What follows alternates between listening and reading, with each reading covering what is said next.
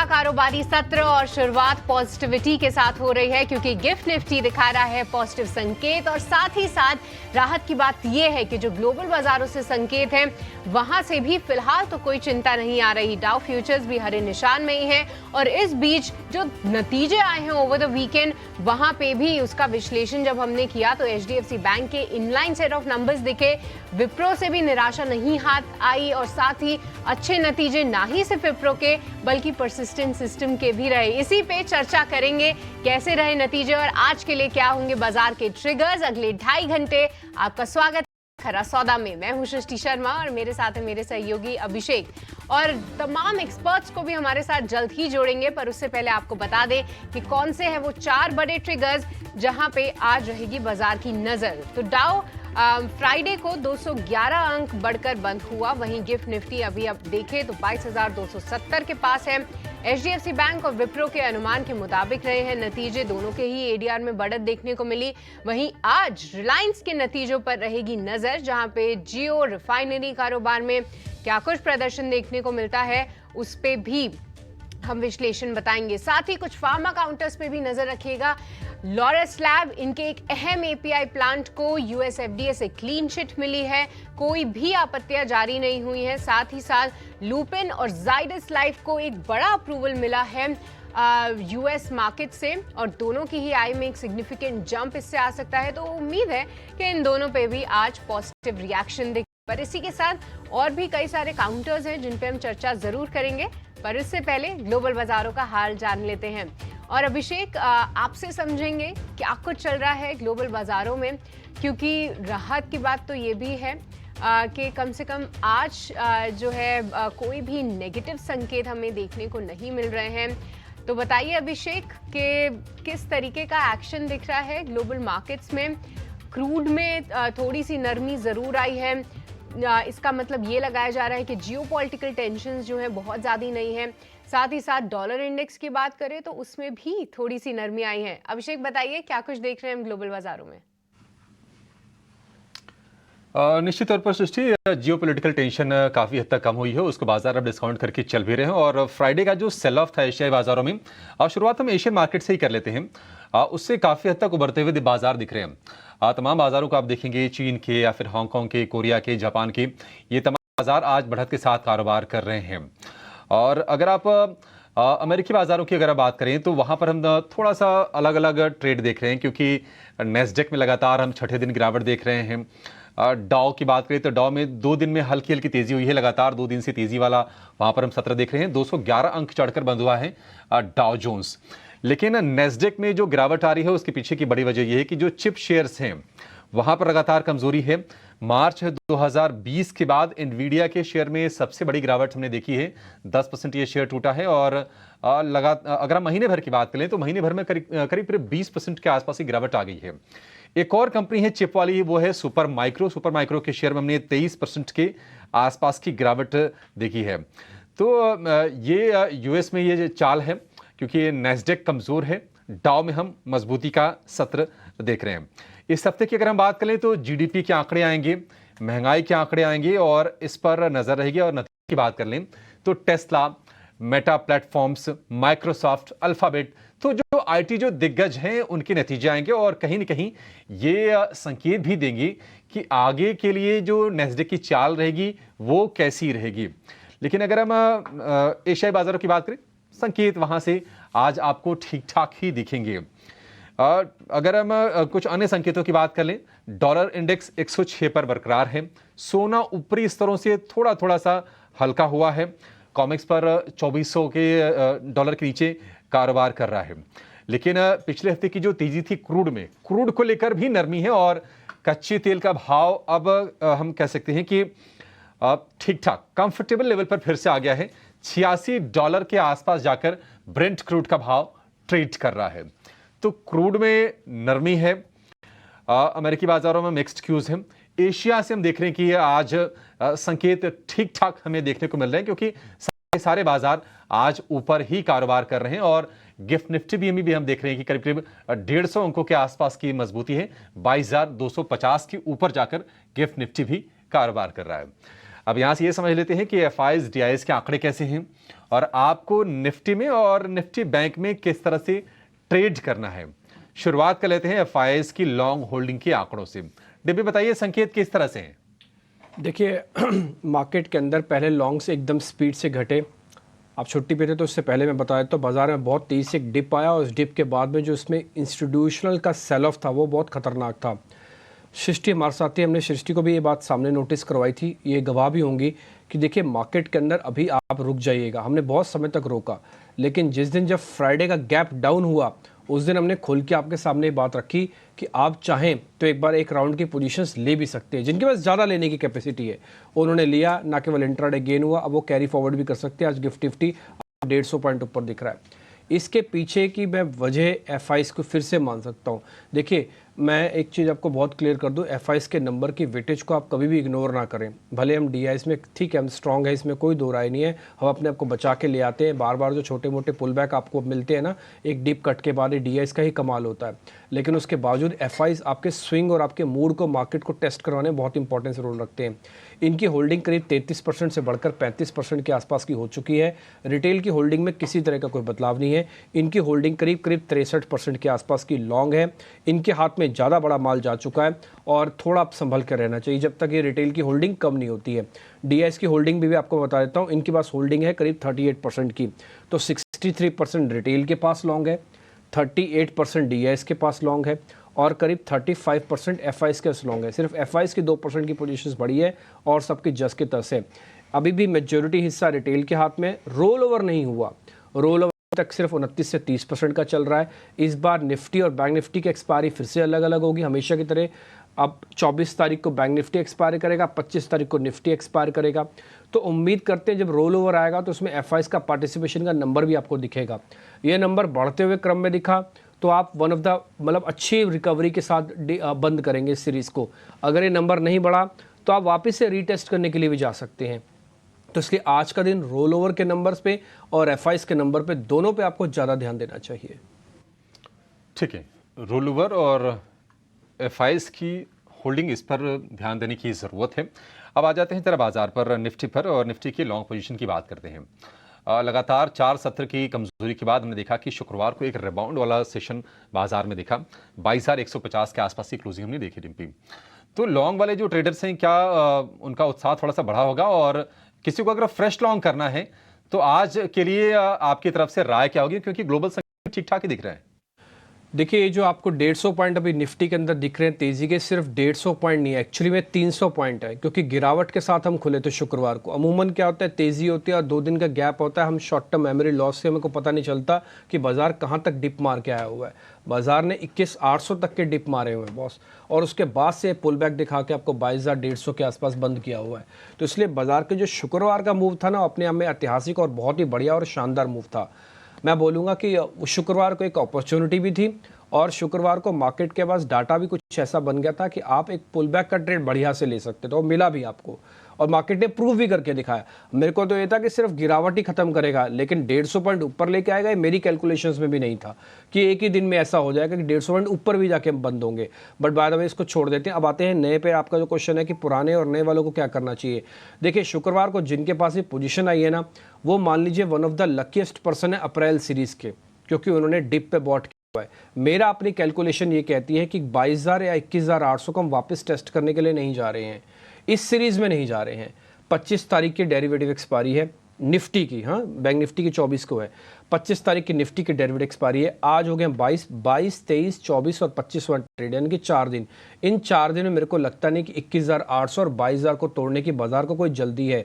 लेकिन मैं एक चीज़ और बोलूँगा, ये जो पुल बैक आ रहा है, ये शॉर्ट कवरिंग का पुल बैक है, ये तेज़ी का पुल बैक नहीं है। ये लेवल ऑलरेडी आप देख चुके हो बॉस, ये तो देख के, इसके ऊपर भी देख के आए हो। ये तो आप नीचे आ गए, उसको सिर्फ कवर कर रहे हो, तो जीत नहीं है, ये तो अपनी हारी हुई जगह को वापस पाया जा रहा है, सिर्फ इतना ही है। तो एंजॉयमेंट आप उसी लेवल का करना, नया जीता कुछ नहीं है, सिर्फ हारी हुई चीज़ को वापस पाया जा रहा है। ये पॉइंट नोटिस करने वाला है। दूसरा पॉइंट, शॉर्ट कवरिंग के अंदर 10% का ओपन इंटरेस्ट घट गया एक ही दिन के अंदर ही। अब ये रोल ओवर नंबर नहीं हुआ। मेरा ऐसा मानना है कि जैसे जैसे रोल ओवर होगा, अगर वो पॉजिटिव साइड पे रोल ओवर हुआ, एफआईज के नंबर बढ़ गए थोड़े से भी, तो ये बढ़िया से आपको मोमेंटम दिखाएगा। कहाँ जा सकता है 22,500, 550, 650 लेवल तक जा सकता है। आपको याद होगा हमने इस लेवल को कई बार जिक्र किया इसी सीरीज के अंदर, 22,550, 650। अब आपको याद भी आ रहा होगा। तो ये 22,550, 650 तक का पुल बैक है, ये वहां तक जाने के चांसेस हैं। जिनके पास पुरानी पोजीशंस आ चुकी हैं, 2 स्टॉप लॉसेस रख लें, 21,800, 22,000 का। मेरे को लगता है उनका स्टॉप लॉस बिल्कुल नहीं कटेगा, ऊपर आ जाएंगे और भी, तो आप इंजॉय कीजिएगा। और जिनको आज लेना है, मान लो जिनको आज लेना है, देखो अपॉर्चुनिटी तो लॉस्ट हो ही रही है, लेकिन फिर भी आप अपना मनोबल मत हारो। थोड़ा बहुत अगर आज भी लेना चाहो तो आज भी आप ले सकते हो, लेकिन मैं फिर से बोलूंगा ये शॉर्ट कवरिंग की रैली है, छोटे छोटे प्रॉफिट बुक करके आना। मैंने मोटा मोटी सीरीज तक की, यानी कि 25 तारीख तक का भी रेंज आपको दे दी है, वो है 22,550, 650 तक। मेरे को लगता है बाजार का आ जाएगा पुल बैक के हिसाब से, और 22,000 और 21,800 ये सपोर्ट एरिया है। कुल मिला के 700 पॉइंट की रेंज है। इसी 700 पॉइंट की रेंज अगले हम 4 दिन में देखेंगे। ठीक है, तो 21,800 से लेकर 22,500 ये मोटा मोटी निफ्टी के लिए रेंज हो गई। लेकिन चूंकि रिकवरी दिखाई है, वो भी शुक्रवार को सेकेंड हाफ से बढ़िया वाली रिकवरी रही बाजार में, तो शॉर्ट वाले डिम्पी करें क्या, उनके लिए क्या ऑप्शन बचता है? 3 दिन से जब मार्केट शॉर्ट हो रहा था तो किसी को अपॉर्चुनिटी नहीं दे रहा था, क्योंकि वो तो गैप डाउन हो रहा था। और 3 दिन क्या 4 दिन के शॉर्टिंग के अंदर भी एक बार सिर्फ ऐसा मौका मिला था जब बाजार ने जिस लेवल पे गैप डाउन किया उसके नीचे तक लेके गया था। नहीं तो जिस दिन भी जिस लेवल तक उसने गैप डाउन किया उसके नीचे नहीं गया, उसकी क्लोजिंग उसके ऊपर हुई है। 4 में से 3 दिन बार की काम है। ठीक, तो आपको अपॉर्चुनिटी तो मिली नहीं शॉर्ट करने की। हाँ, अगर आपने एसटीवीटी ऊपर जाके किया हुआ है, यानी कि बेचा हुआ है ऊपर जाके पे, तो फिर आपके पास एक अच्छी अपॉर्चुनिटी थी। मैं फिर से बोलूंगा फ्यूरियस बुल रन है। मार्केट को 3 दिन लगते हैं अपने पुल बैक को वापस से लौटाने में। वो 3 दिन की तो कमजोरी दिखाता है, लेकिन 3 दिन बाद फिर से हर निशान में आके आपको सिग्नल दे देता है कि भाई मैं फिर से तैयार हूं ऊपर आने के लिए। तो जब फ्यूरियस बुल रन है तो शॉर्ट के अंदर बहुत ज़्यादा पैसा नहीं बनता, और इसके लिए बहुत इंटेलिजेंस और सॉफ्टवेयर और साथ में डाटा की भी हेल्प चाहिए होती है। तो इसलिए आप यही करें कि बाइंग ऑन डिप कर सके। ठीक, तो शॉर्ट तो बिल्कुल हमारी तरफ से आज भी मना है, हमने कल भी मना किया था, शुक्रवार को स्ट्रिक्टली मना किया था कि शॉर्ट मत करना, और बाजार ऊपर आया। आज हम फिर से मना कर रहे हैं, आज शॉर्ट ना कीजिएगा, भले आपको 150 पॉइंट ऊपर भी दिख रहा है। ये पुल बैक के रैली है, पुल बैक अभी कंप्लीट नहीं हुआ, इसलिए शॉर्ट ना कीजिएगा। पुट कॉल रेशियो से ये पता लगता है कि बाजार फेयर वैल्यू है फिर महंगा हो गया है, तो अभी 1 पे चल रहा है, फेयर वैल्यू है। इस पुल बैक से वो महंगा भी नहीं हुआ, ना ही सस्ता भी है, तो इसलिए जो रिकवरी आएगी थोड़ी और आ सकती है, तो इसलिए शॉर्ट ना करें। जब मार्केट में फटीक थकावट आएगी तब शॉर्ट कीजिएगा, आपको खुद से पता लग जाएगा। उसमें मेरे को बताने की जरूरत भी नहीं, आप खुद ही फील कर लेंगे वो बात। ठीक है, शॉर्ट नहीं करना है निफ्टी में। लेकिन निफ्टी बैंक पर आते हैं, क्योंकि हमने देखा था कि जो कहानी निफ्टी की थी सिमिलर सेकेंड हाफ के बाद वहां हमने अच्छी खासी रिकवरी देखी, और लोअर लेवल से करीब करीब 1000 अंकों की रिकवरी हमने निफ्टी बैंक पर देखी, और जिसमें कि एचडीएफसी बैंक प्रमुख कंटेंडर रहा, 2.5% के आसपास की तेजी। आईसीआईसीआई बैंक, एसबीआई की बदौलत ये इंडेक्स चला है। तो डिम्पी, लॉन्ग वाले निफ्टी बैंक में क्या करें? क्या एक बढ़िया मौका फिर से बनने लगा है? आपने जो क्वेश्चन पूछा उसका आंसर भी आपके ही क्वेश्चन के अंदर छुपा है। आपने कहा एचडीएफसी की बदौलत बैंक निफ्टी चला, तो जब तक एचडीएफसी चल रहा है तब तक बैंक निफ्टी को शॉर्ट करने का ना सोचिएगा, और बल्कि बाइंग और डिप्स करने के बारे में सोचिए। यह है पहला पॉइंट। दूसरा, एचडीएफसी जब थकेगा तो उसके पास दूसरे बैंक्स चाहिए, उसमें एक्सेस चाहिए, कोटक चाहिए, आईसीआईसीआई चाहिए। अगर आप गौर से देखेंगे तो काम निकल निफ्टी बैंक, बल्कि आईसीआईसीआई बैंक भी दूसरा एक बैंक ऐसा बना था लास्ट ट्रेडिंग सेशन में जो हरे निशान में आया था। एचडीएफसी को तो क्रेडिट देंगे ही देंगे, बट आईसीआईसीआई को भी क्रेडिट देंगे, क्योंकि उसने भी सेकंड लीग की जो फेंसिंग होती है, सिक्योरिटी होती है, वो भी उसने भी करके दी थी। तो ये तो हो गए बैंक निफ्टी के कंपोजिशंस की बात। अब आ जाते हैं जरा लेवल्स पे। देखिए 47,500 के ऊपर जाके हम बंद हुए हैं। हमने जब डिप लगाए हैं तो हमने 47,000 को टेस्ट करने के लिए पहुंचे थे, बट 47,000 को ब्रेक नहीं कर पाए, और क्लोजिंग भी नहीं कर पाया उसके ऊपर नीचे। तो अब आपके पास एक बेस है, आपके पास जो भी शुक्रवार के लेवल बने हुए ना, पैनिक लोज हैं एक्चुअली में। तो पैनिक लोस को अपने स्टॉप लॉसेस बनाइए सीरीज के लिए। इसकी 24 तारीख को एक्सपायरी, आज है 22, 23 और 24, 3 दिन का मैं ट्रेड आपको दे देता हूँ। 47,000, 46,800 मेरे हिसाब से ब्रेक नहीं करना चाहिए, ना तो डाटा कहता है और ना ही इस समय का स्ट्रक्चर कह रहा है। डाटा में क्या चीज़ देखी हमने? डाटा में ये देखा कि क्या बिल्डअप कितना स्ट्रांग है। देखिए करीब 12% का ओआई शेडिंग हुई है, यानी कि सिस्टम में से शॉर्ट्स को निकाला गया। जब 12% सिस्टम में से शॉर्ट्स को एक ही दिन में निकाल दिया जाएगा तो उनकी हिम्मत नहीं है वापस शॉर्ट्स को और नीचे दबा पाने की, तो बाजार दबेगा नहीं। क्या बाजार चलेगा, ये क्वेश्चन है फिर। तो चलने के लिए आपको डाटा की आज की और वेट करनी पड़ेगी। इसलिए मैं थोड़ा बुलिश होकर ये मानता हूं कि अगर एफआईज थोड़ा सा भी और लौटाएं, यानी 4% और बाजार अगर थोड़े से सिस्टम से और शॉर्ट्स को हटा दे, सामने अभी रोल ओवर ज़्यादा हुआ नहीं है, रोल ओवर पॉजिटिव साइड पे चला जाए तो आप ड्रैग करते जाएंगे और 48,000 और 48,200 तक जा सकते हैं। आई रिपीट, इस सीरीज के अंदर जो हमारा अपना टारगेट हमें लगता है अप्रैल की 24 तारीख तक आप 48,000 48,200 तक बैंक निफ्टी को देख सकते हैं। आपका जो स्टॉप लॉस होना चाहिए वो 47,000 से 46,800 है। आप सोचेंगे हम तो बिल्कुल बीच में खड़े हैं, ये इसमें क्या नया चमत्कार आप करके बता रहे हैं कालरा जी, 500 पॉइंट ऊपर 500 पॉइंट नीचे तो कोई भी बता देगा। सर 500 पॉइंट ऊपर 500 पॉइंट ऊपर नीचे का कोई बता तो देगा, लेकिन डायरेक्शन बताना थोड़ा मुश्किल है। तो आप ऊपर की डायरेक्शन रखिए और छोटा मोटा कोई डिप मिल भी जाए एग्जाम्पल के लिए 47,300 के आसपास, तो एक छोटा सा लॉट बचा के रखिए अपने लिए। जिनके पास पोजीशंस है वो कैरी करें और जिनके पास पोजीशंस नहीं है वो चाहें तो आज ही पोजीशंस को ले सकते हैं। बट ध्यान रखिए आप 2 दिन की तेजी को गंवाने के बाद ले रहे हैं, आज की गैप अप और अगले दिन की रिकवरी, पिछले दिन की रिकवरी, तो आपको थोड़ा कम लेना है। और जिनके पास पुरानी पोजीशंस है उनको काटना नहीं है, उनको भी और ड्रैग करने दो, उनको और बेनिफिट लेने दो, क्योंकि उन्होंने रिस्क ज्यादा लिया है तो उनका रिवॉर्ड बड़ा होगा। ठीक है, पुरानी दिन के पोजीशन को काटना नहीं है, यानी कि यहाँ से तेजी की और उम्मीद करके आप चल सकते हैं। ऐसे में तो शॉर्ट वालों के लिए फिर बचता है क्या बाजार, क्योंकि एचडीएफसी बैंक के जो नतीजे आए हैं नतीजे ठीक ठाक आए हैं। एडीआर में भी उन्हें 3% के आसपास की तेजी दिखी। अगर आपको याद ही होगा कि जब बिजनेस अपडेट्स आए थे एचडीएफसी बैंक के तो भी 7% एडीआर चढ़ा था, उसके बाद हमने शेयर में रौनक देखी भी थी। तो ये तो तय हो गया कि एचडीएफसी बैंक जब तक ऊपर है तब तक आपको निफ्टी बैंक को लेकर थोड़ा सा अपना मूड ठीक करके रखना है। तो शॉर्ट वाले क्या करें डिम्पी, वेट करें, इंतजार करें, इंतजार करना होगा, क्योंकि बाजार को थकने का इंतजार करना है। देखिए जब बाजार हमने कई बार आपके सामने पॉइंट बोला और सृष्टि और पूजा इसके लिए गवाह होंगे, हमने हमेशा ये बात रखी है कि या तो बाजार को सपोर्ट पे खरीदो या तो स्ट्रेंथ पे खरीदो। ये बीच में कंफ्यूजन पे मत खरीदो कि चलेगा नहीं चलेगा, मेरा ये कहता है मैं वो कहता हूँ, क्या करना चाहिए क्या नहीं होना चाहिए। ये सबसे मोह माया से बाहर आ जाओ महाराज।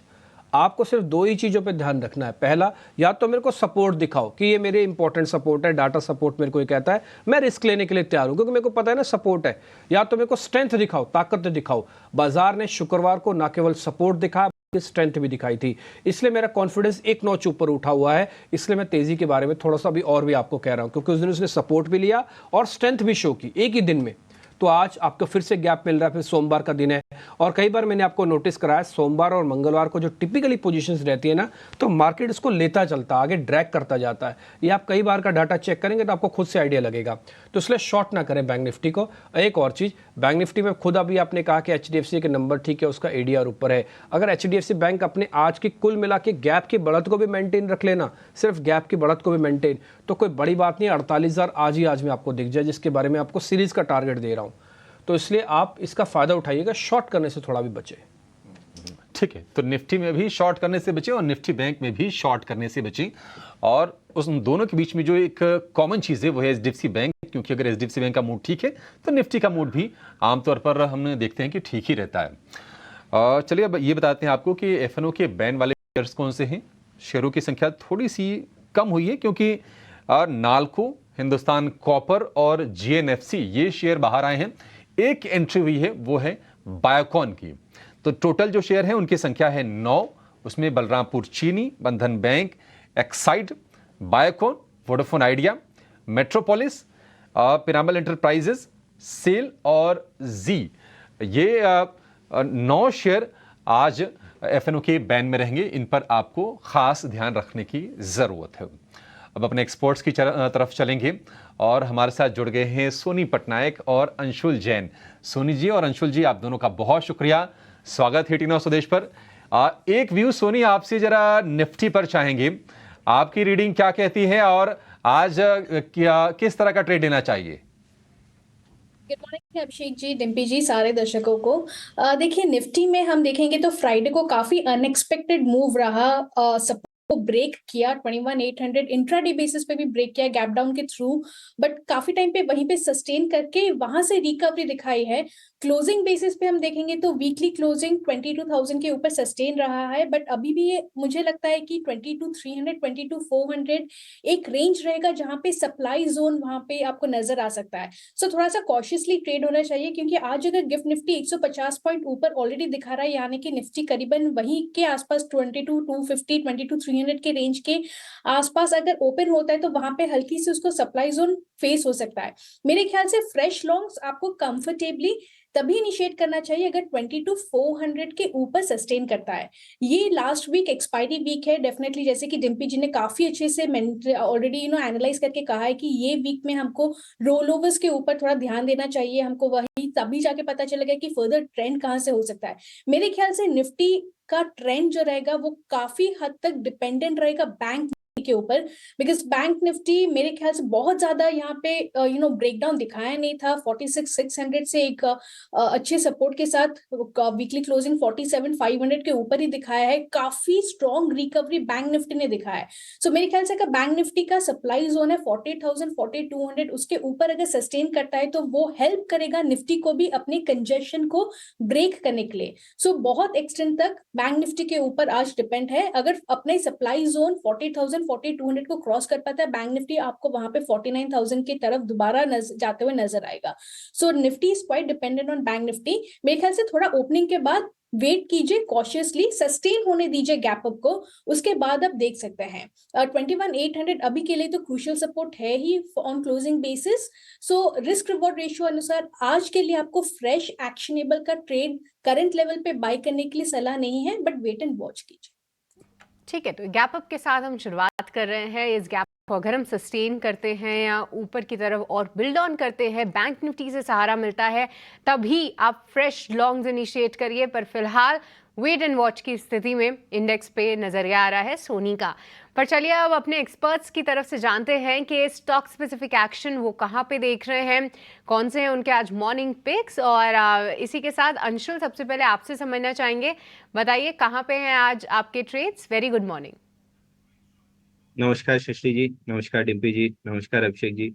देखिए डिम्पी जी ने एक चीज बहुत वैलिड पॉइंट कहा है कि डेटा पॉइंट्स जब तक आप बहुत अच्छे से रीड नहीं करेंगे आपको ये नहीं समझ में आएगा कि सपोर्ट होल्ड होगा या ये सपोर्ट टूटेगा।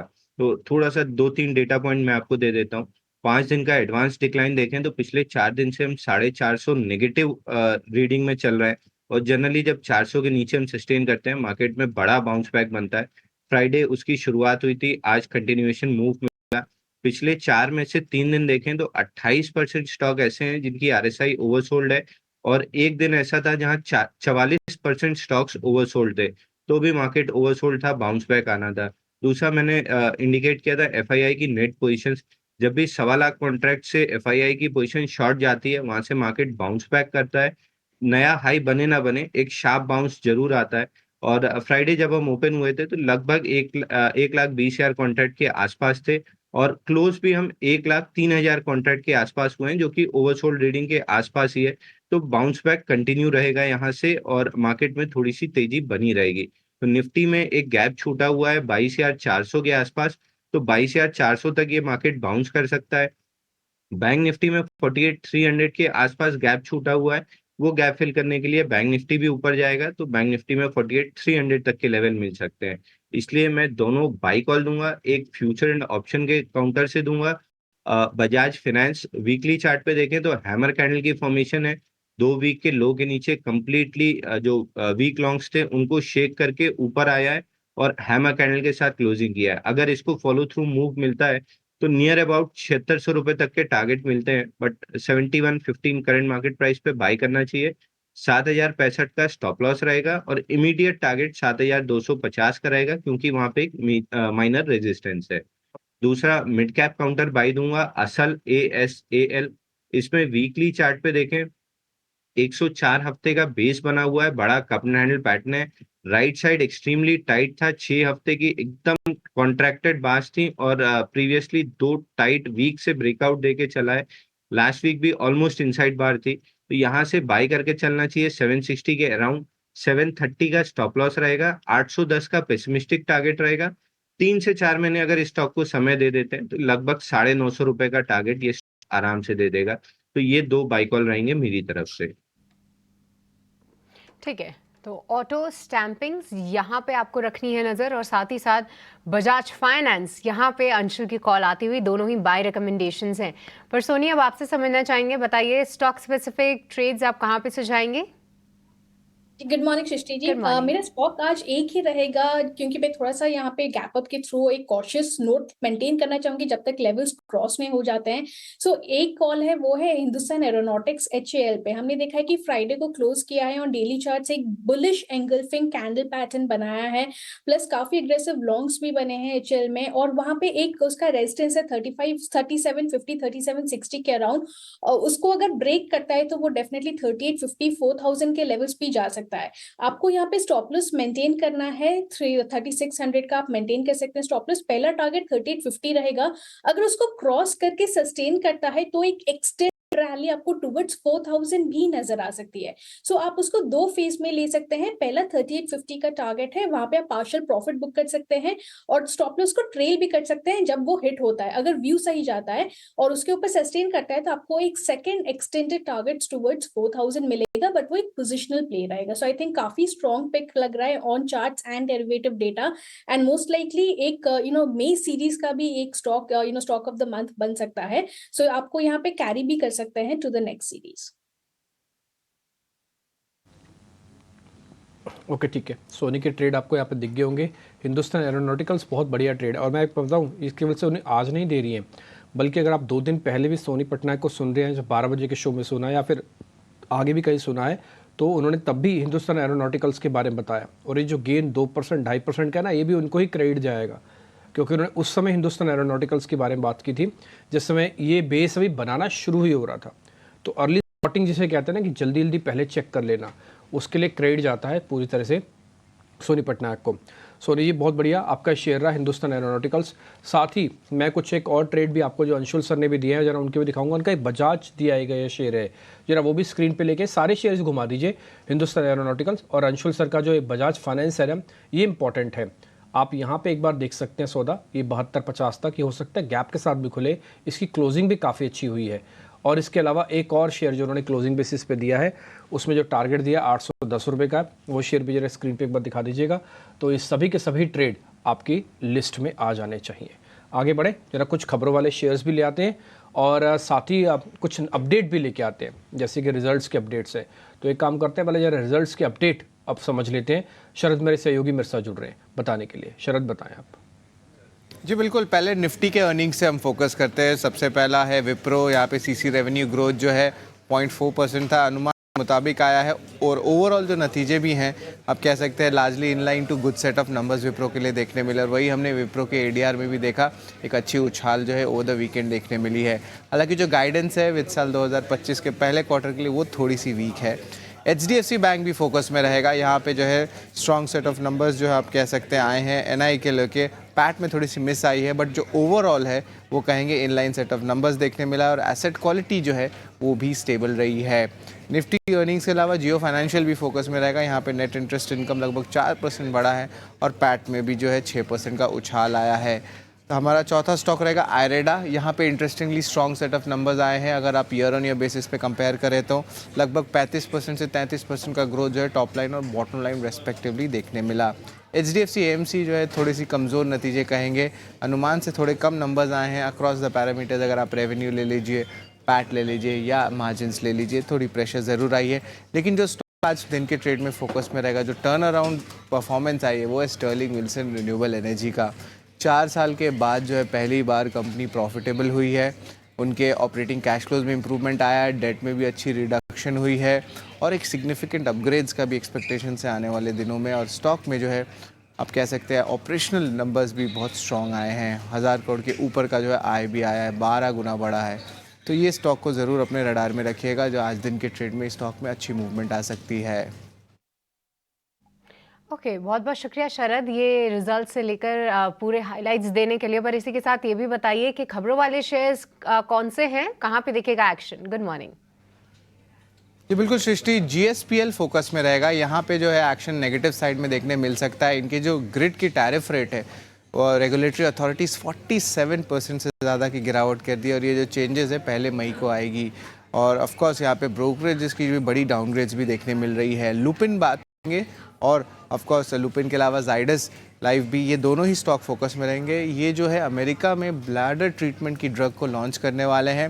ये लॉन्च थोड़ा इंपॉर्टेंट इसलिए है, अगर ब्लूप्रिंट की बात करें तो एनालिस्ट कह रहे हैं कि ये सबसे बड़ा लॉन्च हो सकता है वित्त साल 2025 में, और अनुमान है कि 420 से लेकर 500 करोड़ तक का रेवेन्यू देखने मिल सकता है।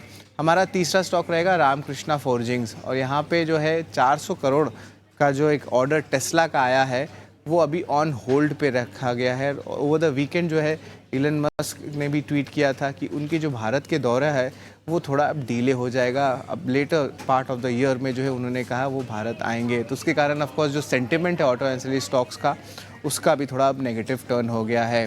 अगर बात करें टाइल मैन्युफैक्चरर्स की, स्पेशली जो एक्सपोर्टर्स हैं जैसे कि कजारिया सिरेमिक्स हुआ, एशियन ग्रैनिटो हुआ, ये स्टॉक्स भी फोकस में रहेंगे, क्योंकि यूएस की जो सेरामिक टाइल एसोसिएशन है उन्होंने रिक्वेस्ट की कि जो भारत के एक्सपोर्टर्स हैं उनको जो है उन एंटी डंपिंग ड्यूटी लगा दिया जाए। अब ये जो रेट है लगभग 400 से 800% तक हो सकता है, तो ये एक टाइप से नेगेटिव रहेगा हमारे टेक्सटाइल एक्सपोर्टर्स के लिए। इंडिया सीमेंट्स ग्राइंडिंग यूनिट जो है वो अल्ट्राटेक सीमेंट को बेचे हैं, लगभग 315 करोड़ रुपए का जो है कंसिडरेशन है, तो ये थोड़ी सी सिग्निफिकेंट अप मूव देखने मिल सकती है स्टॉक में। जोमेटो भी हमारा स्टॉक रहेगा फोकस में। यहाँ पे डिलीवरी फीस जो है बढ़ चुकी है, 4 रुपये से बढ़ के अब 5 रुपये हो गई है, तो इसके कारण ब्रोकरेजेस का मानना है कि लगभग 80 से लेकर 90 करोड़ तक एबिडा में एडिशन हर साल देखने मिल सकता है, तो ये पॉजिटिव न्यूज़ फ्लो जोमेटो के लिए है। लॉरस लैब्स भी फोकस में रहेगा। फॉर्म 483 ऑब्जर्वेशंस में उनको एक भी जो है कोई कमेंट्री नहीं आई है, 0 ऑब्जर्वेशंस आया है यूएसएफडीए द्वारा उनके आंध्र प्रदेश के एपीआई मैन्युफैक्चरिंग फैसिलिटी में। और आखिर में एबीएफआरएल की एक इम्पॉर्टेंट अपडेट आई है। डिमर्जर के तो न्यूज़ हमें पता ही है कि मुद्रा लाइफस्टाइल के साथ जो है डिमर्ज हो रहे हैं और शेयर होल्डिंग पैटर्न 1:1 है, लेकिन अब वो जो कैपिटल रेस कर रहे हैं लगभग कह सकते हैं 2500 करोड़ रेस करने वाले हैं अगले 12 महीने में, जहां पे प्रमोटर की पार्टिसिपेशन रहेगी और कर्ज 3000 करोड़ का इन दोनों एंटिटी के पास रहेगा। जो मुद्रा लाइफस्टाइल है वहाँ पे 1000 करोड़ का कर्ज जाएगा और जो बाकी बचा है 2000 करोड़ वो जाएगा आपका आदित्य बिरला फैशन रिटेल में। तो ये अहम स्टॉक्स है जहाँ पे न्यूज़ बेसिस पे जो है आज वॉल्यूम्स देखने मिल सकता है और एक्शन भी आ सकता है। ठीक है, बहुत बहुत शुक्रिया शरद, ये पूरी लिस्ट सामने रखने के लिए। तो ढेर सारे काउंटर्स हैं जिन पे एक एक करके हमारे एक्सपर्ट्स के साथ भी हम चर्चा करेंगे, पर आइए उससे पहले समझ लेते हैं कि ब्रोकरेजेस की कॉल कहाँ पे आई हैं, जितने भी नतीजे रहे हैं, क्या कुछ है ब्रोकरेजेस की एनालिसिस। पूजा हमारे साथ जुड़ चुकी है पूरी लिस्ट लेकर। पूजा गुड मॉर्निंग, बताइए। गुड मॉर्निंग सृष्टि।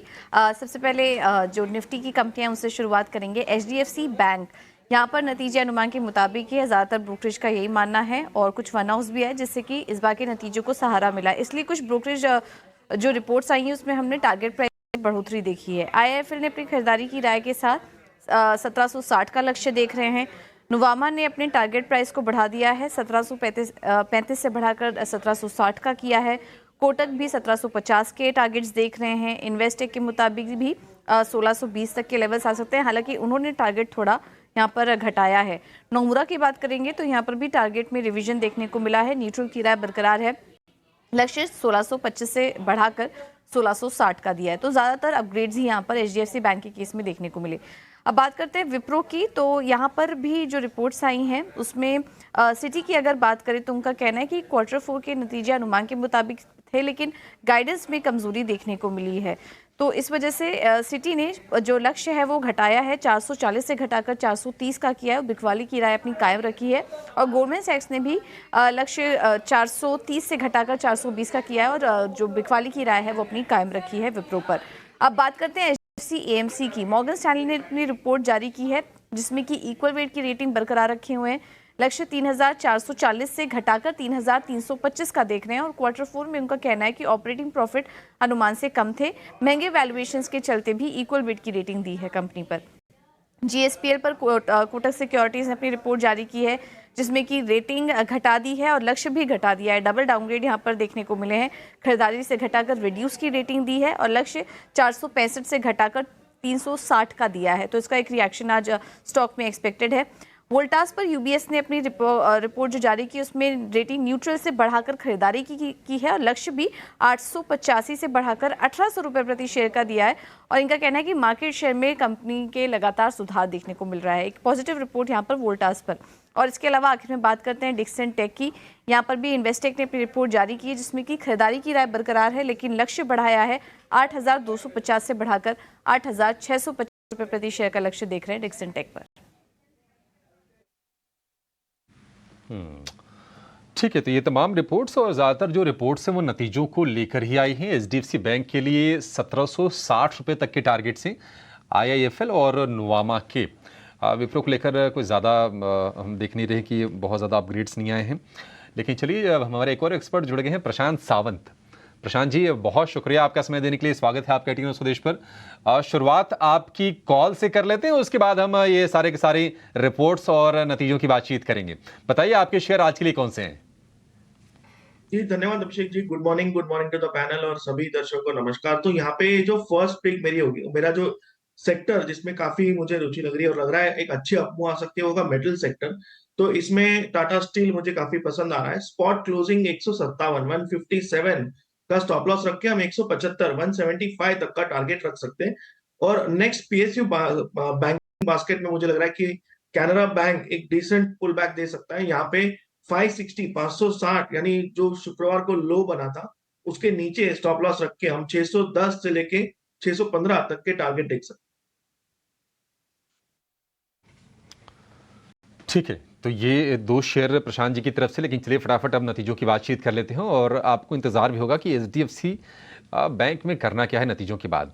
नतीजे अनुमान के मुताबिक रहे हैं, एनआई में बढ़त दिखी है, लेकिन मुनाफा अनुमान से थोड़ा सा कम रहा है। हालांकि ब्रोकरेजेस की जो रिपोर्ट्स आई हैं वो बड़ी अच्छी आई हैं, और ज़्यादातर हम देख रहे हैं कि टारगेट्स बढ़ के ही आ रहे हैं। आपसे सोनी जानना चाहेंगे, एचडीएफसी बैंक बढ़िया तेज़ी हमने देखी थी शुक्रवार को भी, और एडीआर भी इसका ऊपर है। गैप अप खुलने की उम्मीद हम करके चल रहे हैं। आप ये बताइए कि करना क्या है एचडीएफसी बैंक में? 1531 रुपए का भाव फिलहाल दिख रहा है। जी अभिषेक जी, एचडीएफसी बैंक में हम काफी टाइम से एक पॉजिटिव व्यू लग रहा था फ्रॉम लेवल्स ऑफ 1440 1450। मुझे याद है तब से I have been recommending HDFC bank for targets of 1600 and वो टारगेट हमने अप्रैल सीरीज के लिए दिया था। सो काफी अच्छा अभी तक ऑलमोस्ट आ गया है। 1550 को एक बार टेस्ट करके नीचे आया था टुवर्ड्स 1520, बट इंपॉर्टेंट इज कि वो हमेशा क्लोजिंग 1500 के ऊपर देते जा रहा है। सो मेरे ख्याल से अभी आपको स्टॉप लॉस 1500 पे ट्रेल कर देना चाहिए। इसको होल्ड कीजिए, 1600 का एक टारगेट बनेगा। 1600 पे आप इसको पार्शियल प्रॉफिट बुक कर सकते हैं। वहां से आपको हल्की सी अगर प्रॉफिट बुकिंग या डिप नजर आता है अगेन टुवर्ड्स 1517 1560, आप वहां पे रीइनिशिएट कर सकते हैं लॉन्ग्स। सो एक बार 1600 को क्रॉस करके सस्टेन करता है एचडीएफसी बैंक, वहां पे आप देख सकते हैं कि टुवर्ड्स 1640 से 1650 लेवल्स भी टेस्ट कर सकता है। सो वो मई सीरीज में बन सकता है। सो अभी के लिए आप 1600 टारगेट के लिए इसको होल्ड कर सकते हैं, वहां पे आप बुक कीजिए। पोजीशन को रोल ओवर कर सकते हैं to the next series for 1640 1650 target. HDFC bank को होल्ड करने की सलाह है सोनी की तरफ से। एचडीएफसी बैंक के बाद अब बातचीत कर लेते हैं विप्रो की, क्योंकि विप्रो के नतीजे जो रहे हैं वो थोड़े मिक्स्ड रहे हैं। अगर आप देखेंगे तो इसकी जो आय की जो आंकड़े रहे हैं वो अनुमान के मुताबिक रहे हैं, लेकिन अब मार्जिन बेटर आया है और मुनाफे का आंकड़ा भी ठीक ठाक आया है, और एडीआर में भी हम देखने की बढ़त है। विप्रो 450 रुपये के आसपास का भाव है। काफ़ी टाइम गुजारा था इसने प्रशांत जी 400 रुपये के आसपास। विप्रो, आपकी क्या सलाह होगी शेयर में, आज करना क्या है? जी अभिषेक जी, मेरे लिए इसमें रणनीति जो काफी सिंपल होगी। ये अगर 465 के ऊपर क्लोज हो, 465 के ऊपर, तब मैं 30% पोजीशन इसमें बनाऊंगा, 30%। और ये जब 475 के ऊपर क्लोज हो तब मेरी ओवरऑल पोजीशन कंप्लीट हो जाएगी पूरी 100%। स्टॉप लॉस मेरा इनिशियली होगा 455 का, और फाइनल स्टॉप लॉस मेरा होगा 460। और वहां से जो पुल बैक आना चाहिए वो इस स्टॉक को कम से कम 500 से लेके 510 तक ले जाना चाहिए।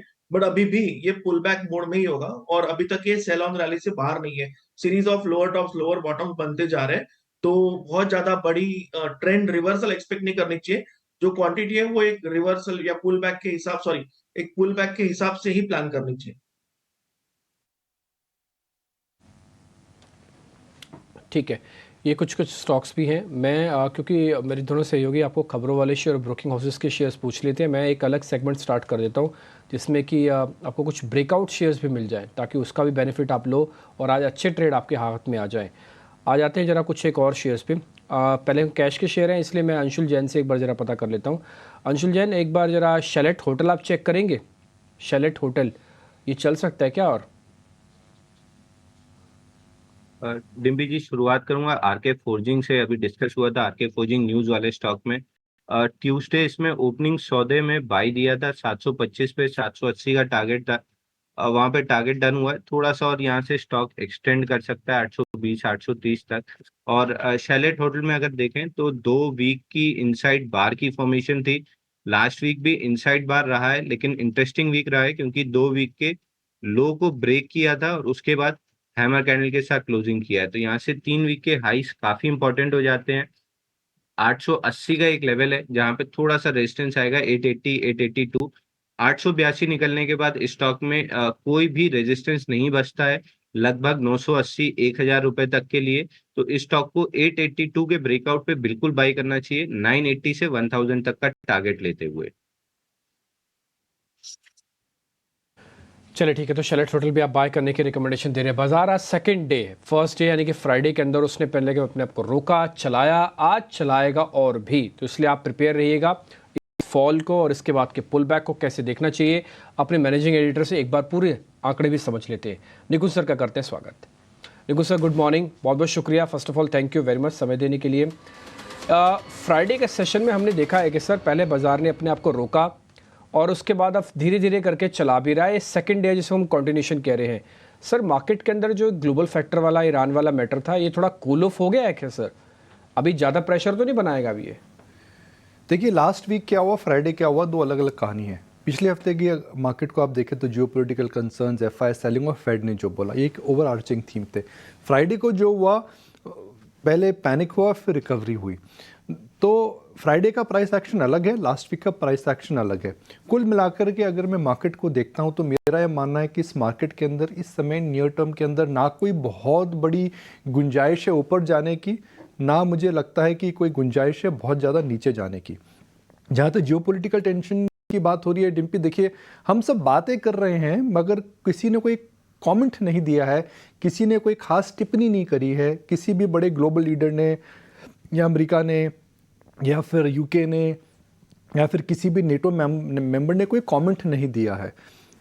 तो जियोपॉलिटिकल डेवलपमेंट क्या हो सकते हैं मुझे वो नहीं पता। मगर मैं आज की बात करूं तो फ्राइडे और सोमवार के अंदर जो मार्केट, प्री ओपन मार्केट जो माहौल था, उसके अंदर बहुत बड़ा डिफरेंस ज़रूर देखने को मिल रहा है। हमको शेयर मार्केट में ओवर एनालाइज चीज़ों को नहीं करना चाहिए डिम्पी। हम ओवर एनालाइज करेंगे पैरालिसिस हो जाएगा। तो जियोपॉलिटिकल टेंशन जब आएंगी तो उनको देखेंगे। हम क्यों अज्यूम कर रहे हैं कि यही होगा, ऐसा होने वाला था, ऐसा हुआ था, ऐसा होगा। Fact of the matter is that today on Monday morning इस बात को लेकर के ना पर कोई नया कमेंट है, ना पर कोई टिप्पणी है, ना पर कोई वाद विवाद है। तो जो फ्राइडे को हुआ तो मुझे लगता है कि हाल फिलहाल उसे भूल जाना चाहिए। जब नई डेवलपमेंट होंगी उस पर बात करेंगे। नई डेवलपमेंट क्या होंगी, होंगी नहीं होंगी, यह एक प्रकार का स्पेकुलेटिव अजम्पशन है डिम्पी। ओके, पर निकुंज साहब ओवर द वीकेंड कई सारे अर्निंग्स भी आए और साथ ही एचडीएफसी बैंक के भी नतीजे आए। सब यही कह रहे हैं कि अच्छी बात एटलीस्ट ये थी कि इस बार निराश नहीं किया एचडीएफसी बैंक ने। आपकी क्या एनालिसिस है और क्या मार्केट के मूवमेंट को, क्योंकि फ्राइडे को भी हमने एक ज़बरदस्त रीबाउंड देखा था, क्या एचडीएफसी बैंक में और दम लग रहा है? देखिए एचडीएफसी बैंक क्या कर रहा है, वो कह रहा है जब ग्रोथ कम करेंगे और हम प्रॉफिट पे फोकस करेंगे। अब शेयर बाजार को तो दोनों चाहिए, जब दोनों आएंगी तभी एचडीएफसी बैंक के अंदर हम एक देखते हैं आउट परफॉर्मेंस आएगा। मगर जब एक आती है तो गिरावट रुक जाती है। तो या तो ग्रोथ मिलती है या फिर प्रॉफिट मिलता है। प्रॉफिट और ग्रोथ के अंदर मार्केट हमेशा प्रॉफिट पे ज़्यादा फोकस करता है, ग्रोथ पे कम फोकस करता है। मगर बड़ा मूव आता है जब प्रॉफिट और ग्रोथ दोनों साथ आती है। तो अभी एक वो मिसिंग लिंक है। एचडीएफसी बैंक ने अपनी पॉलिसी को चेंज करा है मर्जर के बाद। वह अपनी बैलेंस शीट, वह अपने क्रेडिट कॉस्ट, वो जो फाइनेंशियल मार्केट या जो बैंकिंग के बड़े रेशियो होते हैं उन सबको रिविजिट कर रहे हैं। तो नतीजे खराब नहीं हैं, मगर नतीजे ऐसे बहुत ज़बरदस्त नहीं है कि जिसकी वजह से आप बोल सकते हैं जी भाई आज तो इसके वारे न्यारे होने वाले हैं। ऐसा शेयर में नहीं होने वाला है। वन सेकंड, ये जो पाथ टू प्रॉफिटेबिलिटी और पाथ टू ग्रोथ है वो एक ऑन गोइंग प्रोसेस है, जिसे हम अंग्रेजी में कहते हैं वर्क इन प्रोग्रेस। इसको 2-3-4 क्वार्टर लगेंगे। तो FY25 के अंदर एचडीएफसी बैंक के अंदर ग्रोथ कम रहेगी, प्रॉफिट ज़्यादा रहेगा, तो उसकी वजह से डाउनसाइड कम रहेगी। मगर कोई बोले कि भाई ये एकदम आउट परफॉर्म कर सकता है, 10-15% यहाँ से बढ़ जाएगा नतीजों के बाद, वैसा नहीं होगा।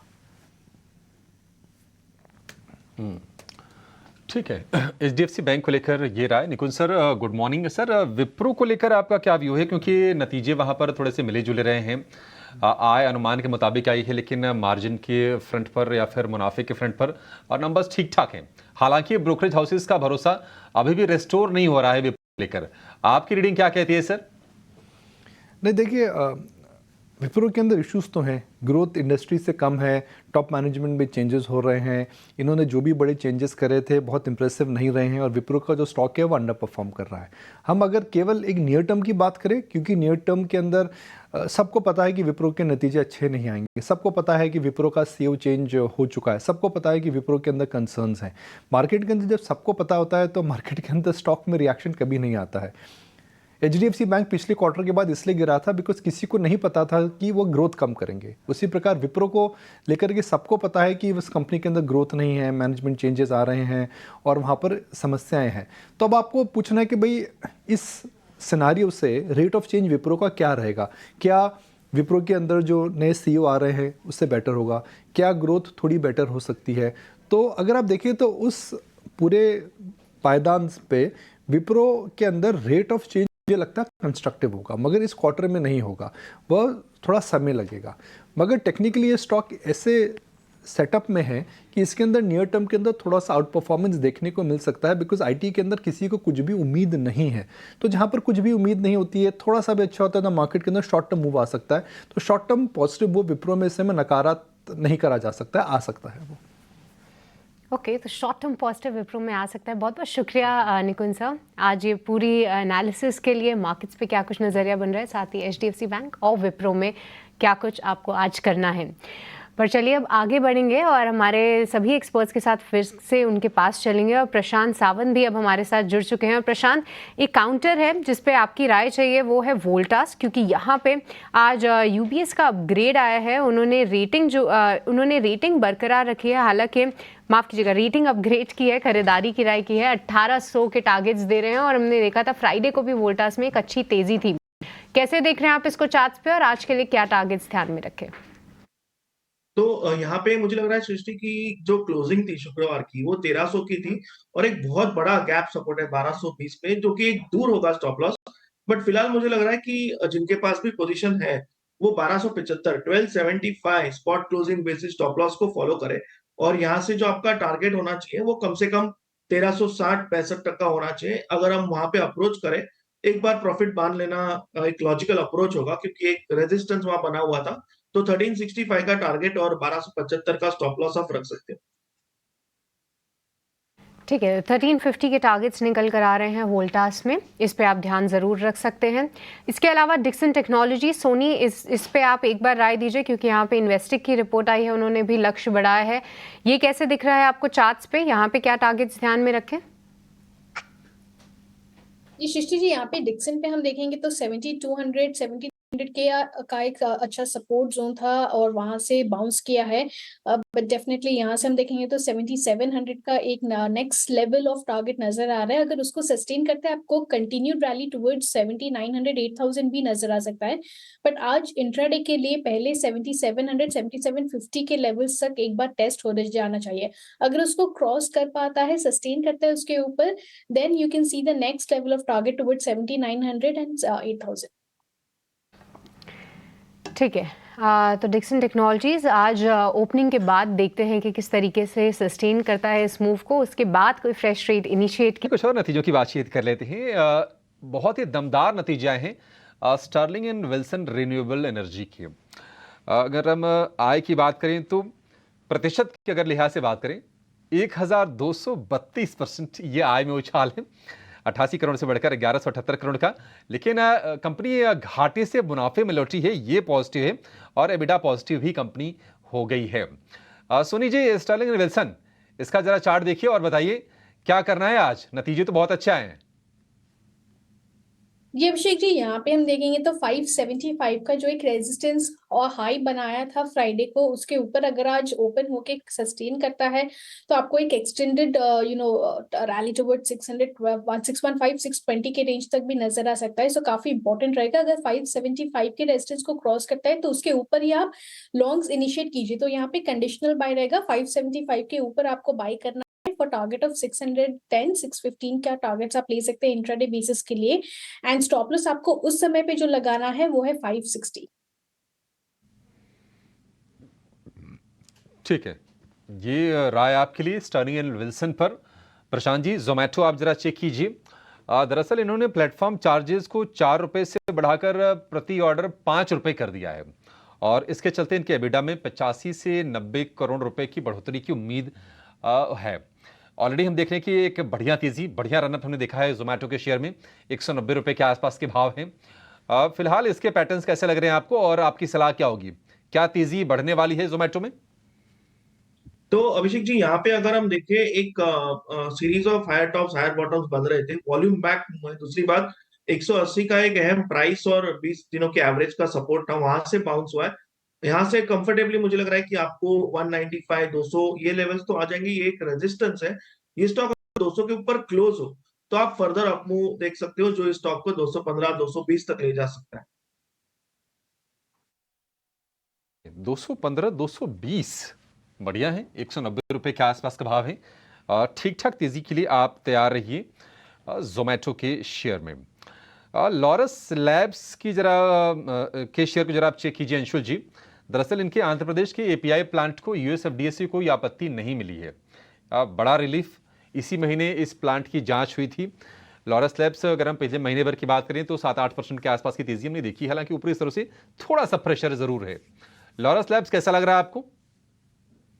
देखिए अभिषेक जी, लॉरस लैब में लगभग 35 हफ्ते का बड़ा बेस बना था, जहां से ब्रेकआउट आया था 430 ऑड लेवल्स पे, वहां से 470 तक की रैली बनी थी। करंट पुल बैक को मैं ब्रेकआउट रीटेस्ट की तरह देख रहा हूं, तो स्टॉक में डिप्स पे बाई करना चाहिए। 420 से 410 मेजर सपोर्ट जोन है, जोन में बाइंग बनेगी। स्टॉप लॉस 390 का रहेगा, और टारगेट एक बार के लिए वापस स्विंग हाई 470 का रहेगा। और जैसे ही स्टॉक 470 निकालता है, मंथली चार्ट पे ये बड़े टारगेट्स अचीव करने जाएगा 640 650 के। तो इमीडिएट टर्म में 410 के आसपास बाई करना है, 390 रुपए का स्टॉप लॉस लगाना है, 470 का इमीडिएट टारगेट रहेगा।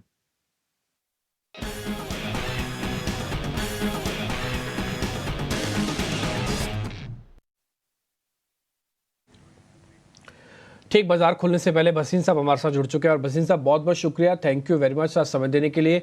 आपका कन्विक्शन, आपकी वो पावर, आपकी इंटेलिजेंस, वो हमारे फिर से काम आई। आपने कहा कि 21,800 22,000 तक हो गया छोटा मोटा करेक्शन, अब एक पुल बैक आएगा। पुल बैक आ गया सर, और ना केवल पुल बैक आया बल्कि सेकेंड डे कॉन्टिन्यूएशन भी लेके आया है। सर थोड़ा गाइड कीजिए, अब बाजार किस तरफ की डायरेक्शन लेके बैठा हुआ है, और अपने शेयर्स का अपडेट भी दीजिएगा। HDFC के लिए मैं एडवांस में ही आपको बधाई दे देता हूँ।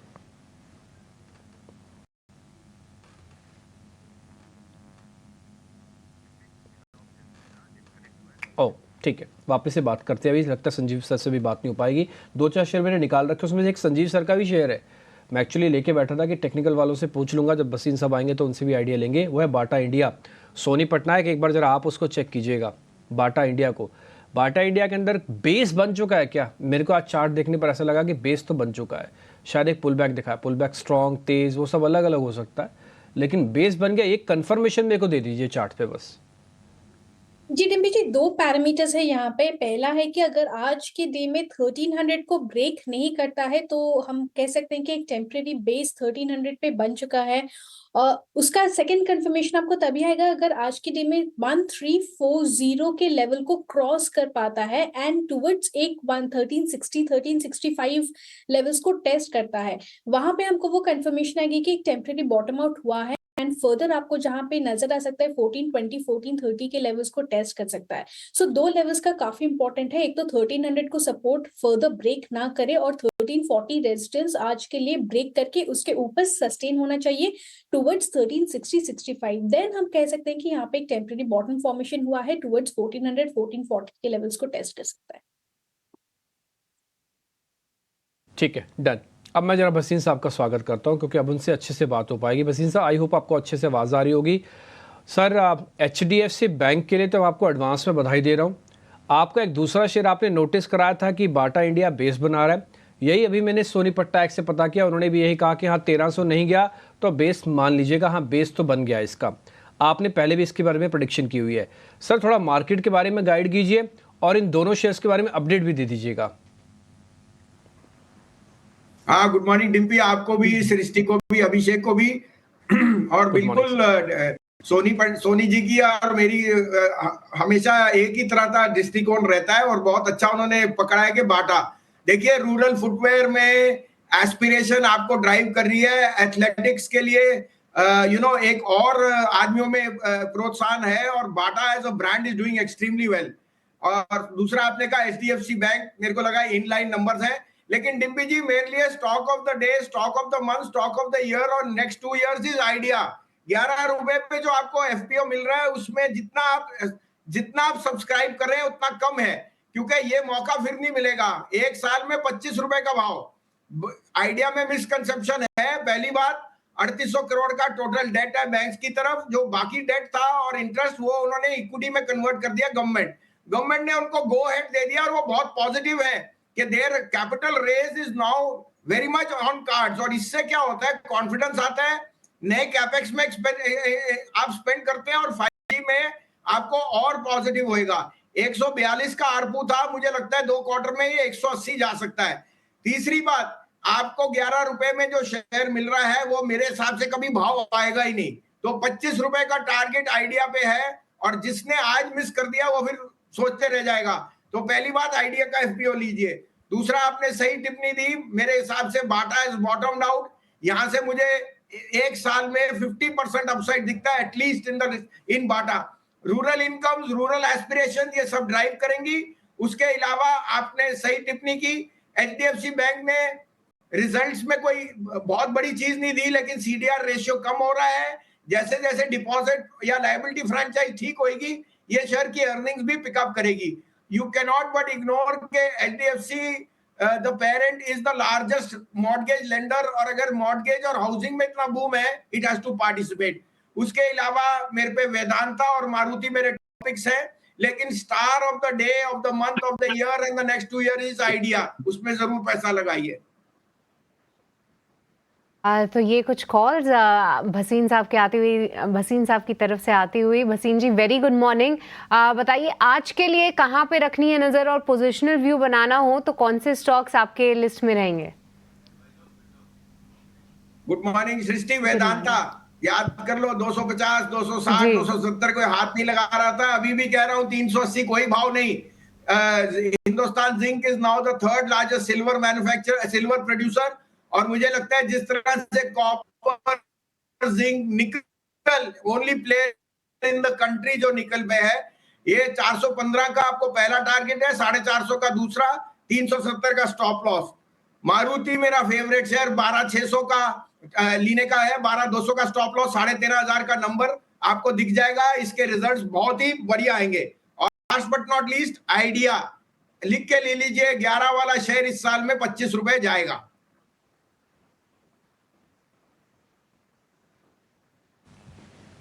ठीक है भसीन साहब, बहुत बहुत शुक्रिया, थैंक यू वेरी मच, आपने अच्छे से गाइड किया। और सर, मेरे को ये हमेशा याद रहेगा आपका आइडिया वाला शेयर।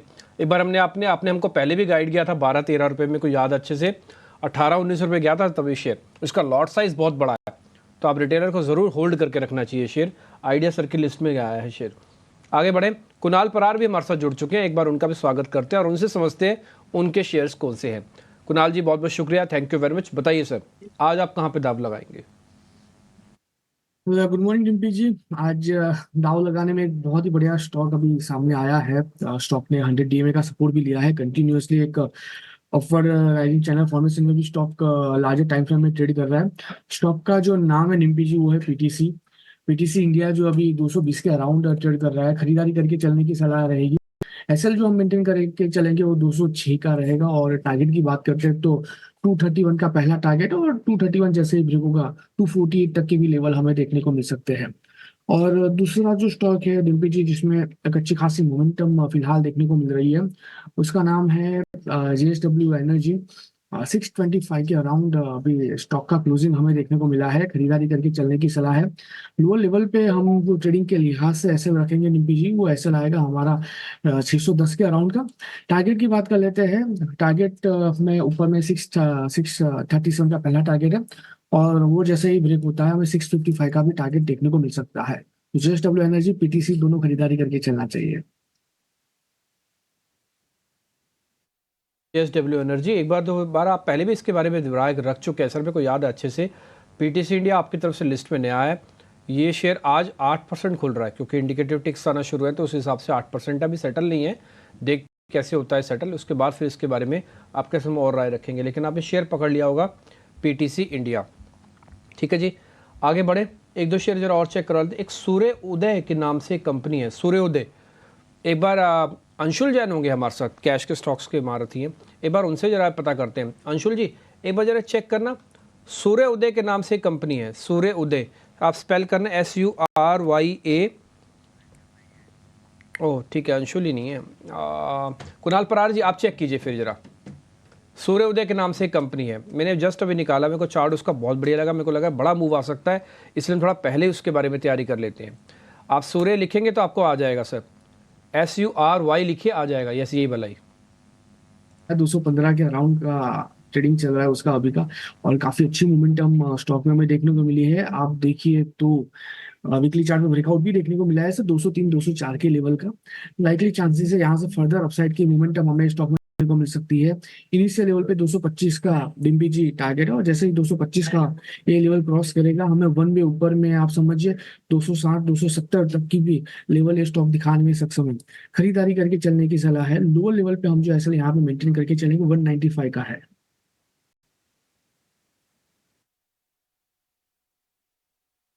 गुरांग सर 20 हमारे साथ जुड़ चुके हैं, सूर्योदय पे ऑलरेडी आपको रिकमेंडेशन मिल चुके हैं। गुरांग सर से एक बार जरा मोटा मोटी व्यू ले लेते हैं, क्या बैंकिंग में HDFC के नंबर्स का रब ऑफ इफेक्ट किसी और बैंक्स पर आ सकता है या और बैंकिंग को और तेज कर सकता है? गुरांग सर बहुत बहुत शुक्रिया, नंबर्स आपने चेक कर लिए होंगे।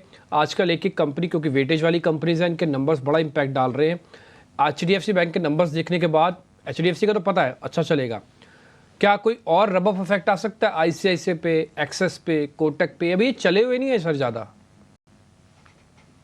बहुत बहुत धन्यवाद डिम्पी आपका, और आप सभी को शुभ प्रभात हमारे तरफ से, और देरी से जुड़ने के लिए क्षमा चाहता हूं आप लोगों से, थोड़ा नेटवर्क का प्रॉब्लम था।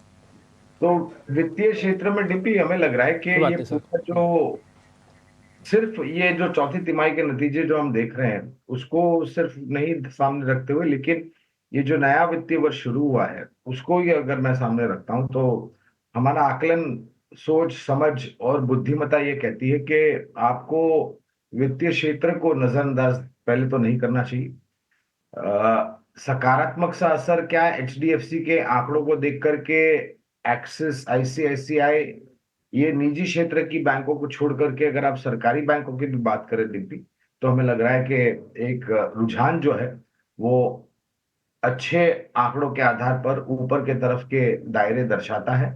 और हमें लग रहा है कि SBI, Canara bank, PNB, bank of Baroda, bank of India, ये जो सरकारी बैंक है ये भी बहुत अच्छा आपको प्रदर्शन करते हुए दिखाई देंगे, और मेरे ख्याल से आपके पोर्टफोलियो का एक बहुत ही महत्वपूर्ण हिस्सा वित्तीय क्षेत्र होना चाहिए।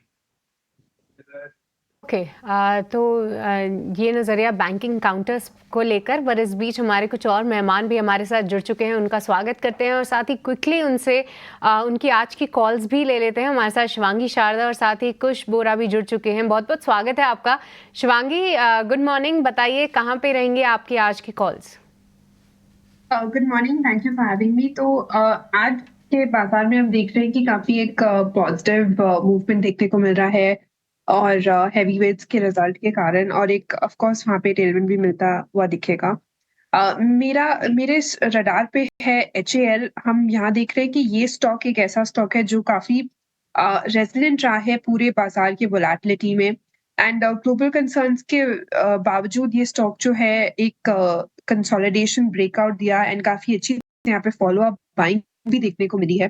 तो यहाँ पे मेरी राय रहेगी कि हम खरीदारी के मौके ढूंढे। स्टॉक जो है सस्टेनेबल मूव से मूव कर रहा है, तो 3900 के टारगेट्स यहाँ बनते हुए दिखेंगे 3675 के एक स्टॉक के साथ। ठीक है, HAL यहाँ पे आपको रखनी है नज़र। सोनी की भी कॉल HAL पे ही थी, तो दोनों ही हमारी एक्सपर्ट्स का मानना है कि HAL यहाँ पे आप रखिए नज़र। Kush, good morning to you as well, बताइए आपकी आज की कॉल्स कहाँ पे हैं? जी, very good morning to you. Well देखिए, जैसा हम कह रहे थे, जियोपॉलिटिकल टेंशंस के कारण जो डिप्स आते हैं they are sharp and short lived. वैसा ही एक रिएक्शन हमें देखने मिल रहा है, बट अब निफ्टी जो है मुझे लग रहा है रेजिस्टेंस के पास ओपन हो रहा है। 22,300 का रेजिस्टेंस जोन है, तो गैप को चेज ना करें। बैंक निफ्टी 50,000 की तरफ मूव करेगा, but I think with pit stops, तो थोड़ा सा वॉचफुल रहें यहाँ पे, गैप अप को चेज ना करें। जहां तक स्टॉक स्पेसिफिक एक्शन की बात है, 2 पिक्स हैं हमारे। पहला है गेल। इस स्टॉक में अच्छा खासा अप मूव अगर आप देखें तो चल रहा था, हमें लग रहा है कि ये मूव जो है कंटिन्यू रहेगा। यहाँ पे जो टारगेट्स हैं ये है 206 209 के, 198 ये स्टॉप लॉस रहेगा। जो हमारा दूसरा पिक है वो है रेलवे स्पेस से, दैट इज JWL। इस स्टॉक में भी अगर आप देखें तो एक पॉजिटिव बायस के साथ कंसोलिडेशन चल रहा था। हमें लग रहा है हो सकता है कि थोड़ा सा कंसोलिडेशन यहाँ पे चलता रहे, बट बायस डेफिनेटली यहाँ पे पॉजिटिव होगी। 20 डे मूविंग एवरेज के आसपास का सपोर्ट लेके स्टॉक एक अच्छा रिबाउंड दिखा रहा है। तो यहाँ पे भी 385 399 के टारगेट्स होंगे, 355 ये आपका स्टॉप लॉस रहेगा। वैगन्स यहाँ पे आप रखिए नज़र, कुछ की कॉल यहाँ पे आती हुई, पर चलिए 9 बज चुके हैं और आपको बताते हैं कि खबरों के दम पे आज कहाँ पे फोकस रहेगा, साथ ही साथ खबर आज कहाँ पे देखने को मिल रही है। शरद हमारे साथ जुड़ चुके हैं पूरी लिस्ट लेकर। शरद, ओवर टू यू। जी बिल्कुल, पहला स्टॉक जो है अर्निंग स्पेसिफिक रहेगा, विप्रो फोकस में रहेगा। नतीजे जो है अच्छे आए हैं, अनुमान से बेहतर देखने मिले हैं, और लेकिन जो गाइडेंस आया है फर्स्ट क्वार्टर FY20 का वो थोड़ी कमज़ोर ज़रूर है। बट ओवरऑल जो IT पैक में कहेंगे, लार्जर IT कैप स्पेस में जो है ब्रोकरेजेस ने भी थोड़ी सी माइनर अपग्रेड्स जो है विप्रो की देखने मिली है। दूसरा स्टॉक रहेगा HDFC बैंक। यहाँ पे largely inline set of numbers आए हैं, नेट इंटरेस्ट इनकम जो है इनलाइन आया है, और पैट में थोड़ी इम्पैक्ट ज़रूर है प्रोविजनिंग की, लेकिन एसेट क्वालिटी वो स्टेबल ज़रूर है। तीसरा स्टॉक रहेगा और जहाँ पे एक्शन सबसे ज़्यादा देखने मिल सकता है अर्निंग स्पेसिफिक, वो है स्टर्लिंग विल्सन रिन्यूएबल एनर्जी। ये कंपनी जो है 4 साल बाद जो है प्रॉफिटेबल हुआ है ऑपरेशनली, और जो डेट रिडक्शन है यहाँ पे भी अच्छी देखने मिली है। ऑपरेटिंग कैश फ्लो में भी एक अच्छा इंप्रूवमेंट आया है, और एक टाइप से टर्न अराउंड की थीम है, तो उस पे ज़रूर आप फोकस करेंगे। हमारा चौथा स्टॉक रहेगा GSPL। यहाँ पे जो है हाई प्रेशर की जो ग्रिड टैरिफ है वो 47% गिरा दी गई है, तो एक टाइप से ये नेगेटिव रहेगा कंपनी के लिए, और ये 1 मई से लागू होने वाला है। लुपिन और जाइडस लाइफ साइंस दोनों ही स्टॉक्स फोकस में रहने वाले हैं। एक इम्पॉर्टेंट ब्लैडर ट्रीटमेंट की ड्रग है वो US में वो लॉन्च करने वाले हैं, और की अगर बात करें तो ये शायद सबसे बड़ा लॉन्च हो सकता है विद साल 2025 में, जहाँ पे 420 से लेके 500 करोड़ तक का जो है रेवेन्यू एक्सपेक्टेड है। रामकृष्णा फॉर्जिंग्स के बारे में बात करेंगे। लगभग 400 करोड़ का ऑर्डर जो टेस्ला का है वो ऑन होल्ड पे आ गया है, ये कंपनी कह रही है। और रिसेंटली जो वीकेंड में जो है इलन मस्क ने भी कहा कि जो भारत के दौरे है वो जो है डिले कर देंगे या अभी नहीं आ पा रहे हैं। इसके कारण ऑटो एंसिलरी स्टॉक्स में एक वॉल्यूम और एक पॉजिटिव सेंटिमेंट था, वो शायद थोड़ी सी पिट सकती है। अब बात करेंगे हमारा 7वां स्टॉक जोमेटो पे। उन्होंने जो है अपनी डिलीवरी फीस को 25% से ज़्यादा बढ़ा दिया गया, 4 रुपये से बढ़ा के 5 रुपये कर दिया है, और ब्रोकरेजेस का मानना है कि 80 से लेकर 90 करोड़ के जो एक्स्ट्रा एबिटा है हर साल ये जुड़ सकता है। हमारा 8वां stock big bold brokerage, focus में रहेगा वोल्टस। UBS की रिपोर्ट आई है, एक अपग्रेड आया है, न्यूट्रल था पहले, अब हो गया बाय, लेकिन जो टारगेट प्राइस है वो 100% से ज़्यादा का जो है बढ़ाव देखने मिला है। लगभग आप कह सकते हैं 1800 रुपीज़ का टारगेट प्राइस दिया गया है, और यहाँ पे जो मानते हैं कि जो मार्केट शेयर गेन्स है वोल्टस को देखने मिल सकता है, और ओवरऑल FY26 का मार्केट शेयर का एक्सपेक्टेशन से 23% का, और करेंटली जो है वो 20% के जस्ट थोड़े नीचे है। अगर हम बात करें कंज्यूमर ड्यूरेबल सेगमेंट की, तो आज का जो खबर है उसी सेगमेंट में हमारा स्टॉक है, वो है वर्लपूल का। अब वर्लपूल में जो है यहाँ पे हमारी जो खबर है कि जो फ्रंट लोड वॉशिंग मशीन है उसका जो प्रीमियम सेगमेंट है वहाँ पे एक की लॉन्चेस देखने मिल सकती है, और चैनल चेक से भी पता चल रहा है कि जो नए मैनेजमेंट से जो आए हैं कि मार्केट शेयर गेंस की जो है उम्मीद है डीलर्स की, स्पेशली आपके रेफ्रिजरेटर सेगमेंट में और वॉशिंग मशीन के सेगमेंट में। और हाल ही में उनके बड़े प्रमोटर ने 23% स्टेक की बिकवाली की थी 2 महीने पहले, उसके बाद सेलिंग प्रेशर के बाद जो है DIs ने अच्छे अब्जॉर्ब किया, और मार्च से लो से अभी तक 17% स्टॉक ऊपर है। तो ये सारे 9 स्टॉक्स हैं जो आप ज़रूर नोट करिए, यहाँ पे आज एक्शन देखने मिल सकता है। डेफिनेटली एक्शन दिखेगा, और एक्शन दिख भी रहा है। आप नीचे अपनी स्क्रीन पर देखिए, वहाँ पर जो भी ये नवरत्न शेयर है ऑलरेडी वहाँ पर आपको ठीक ठाक अच्छी तेज़ी पर कारोबार होता हुआ दिख रहा है। लेकिन ज़रा बाजार पर आते हैं, क्योंकि 189 अंक ऊपर सेटल हुआ है निफ्टी, 22,336। निफ्टी बैंक की बात करें, डिम्पी जिक्र भी कर रहे थे कि 48,000 हम आज ही देख लेंगे, और शायद हम ओपनिंग पर ही देख लेंगे। तो गैप के साथ बाजार आज खुलने वाला है, 571 अंक ऊपर निफ्टी बैंक दिख रहा है। अच्छी चीज़ भी है, बुरी चीज़ भी है कि इतने गैप से खुलेगा, फिर आपके लिए मौके कहाँ पर बचेंगे, क्योंकि आप देखिए HDFC बैंक 0.25% ऊपर खुलेगा, ऑटो में टाटा मोटर्स M&M से सपोर्ट दिख रहा है। डिम्पी 190 अंक ऊपर निफ्टी, इसके आगे बचता क्या है और करना क्या चाहिए ओपनिंग पर?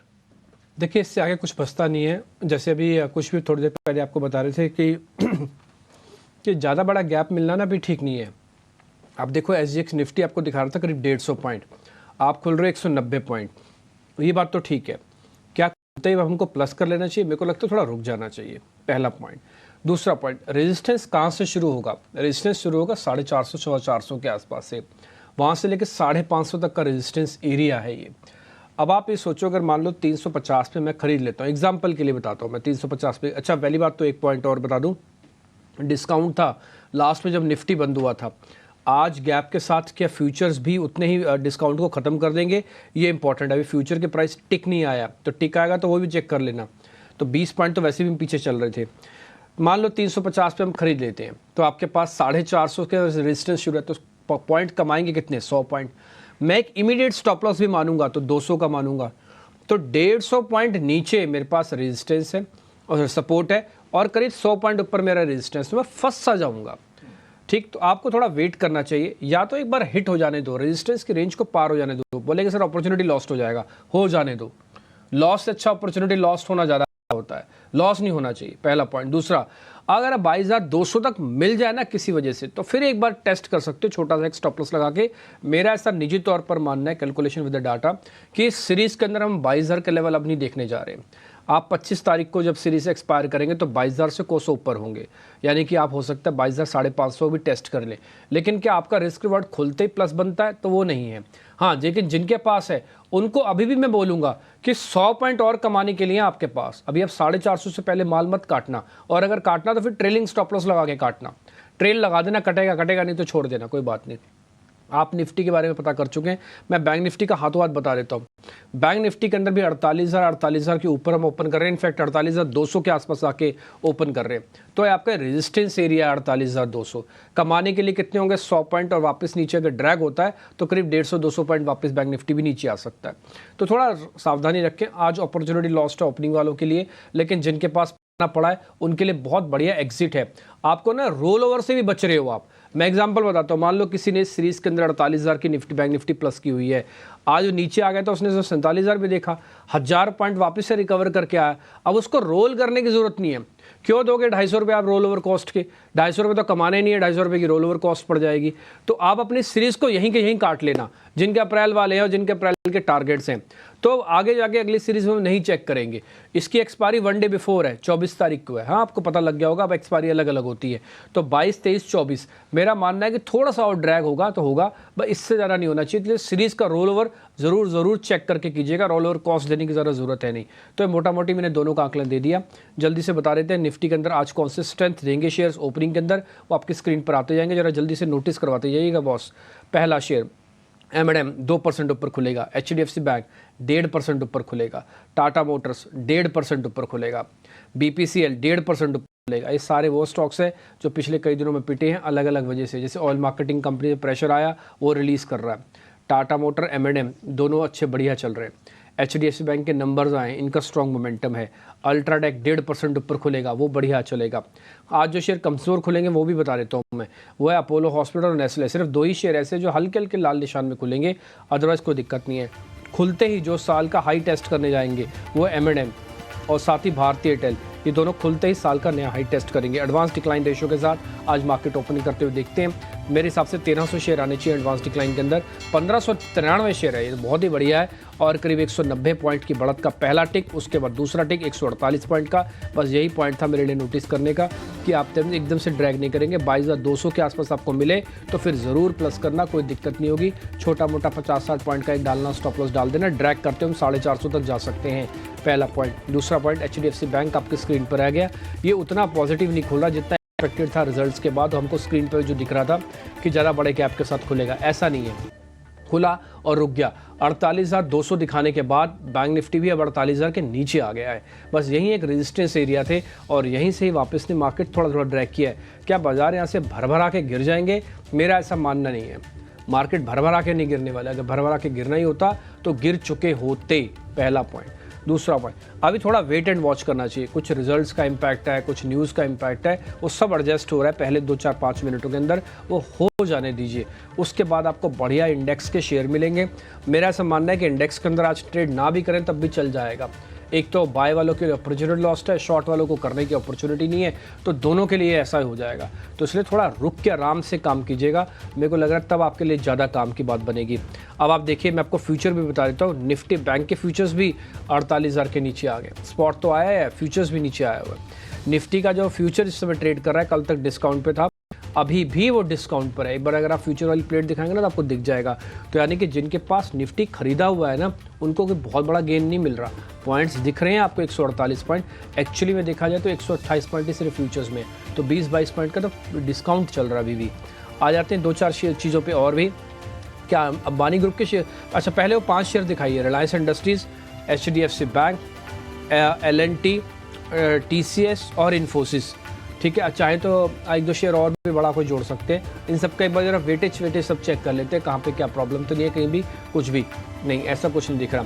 अच्छा, एक और चीज़, HDFC आज नंबर का इम्पैक्ट दिखा रहा है। नंबर लाल निशान में होने की वजह से भी अभी भी मार्केट 47,900 बैंक निफ्टी ट्रेड कर रहा है। वजह ICICI, एक्सेस और कोटक, इंडसन, ये सब दिखा देना, क्योंकि आज इन सब ने तो प्रॉफिट बुक किया, HDFC बैंक ने तो, लेकिन वो सब ने नहीं किया। वो सब अभी भी बड़े हरे निशान में खड़े हुए हैं। 22,300 के आसपास हम आके और मार्केट को इस समय टेस्ट कर रहे हैं। ठीक जी, तो कुल मिला के मार्केट का ये ओपनिंग का ट्रेड है।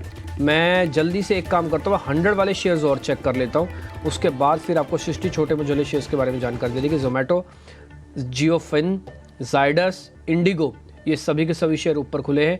इसमें हिंदुस्तान एरोनॉटिकल्स आज जो सोनी का ट्रेड था वो साल का हाई भी टेस्ट कर रहा है। M&M, Bharti Airtel, Jindal steel, ये सब है। इसके अलावा चाहे तो ऑटो स्टैंपिंग भी दिखा सकते हो और चाहे तो बजाज फाइनेंस भी दिखा सकते हो।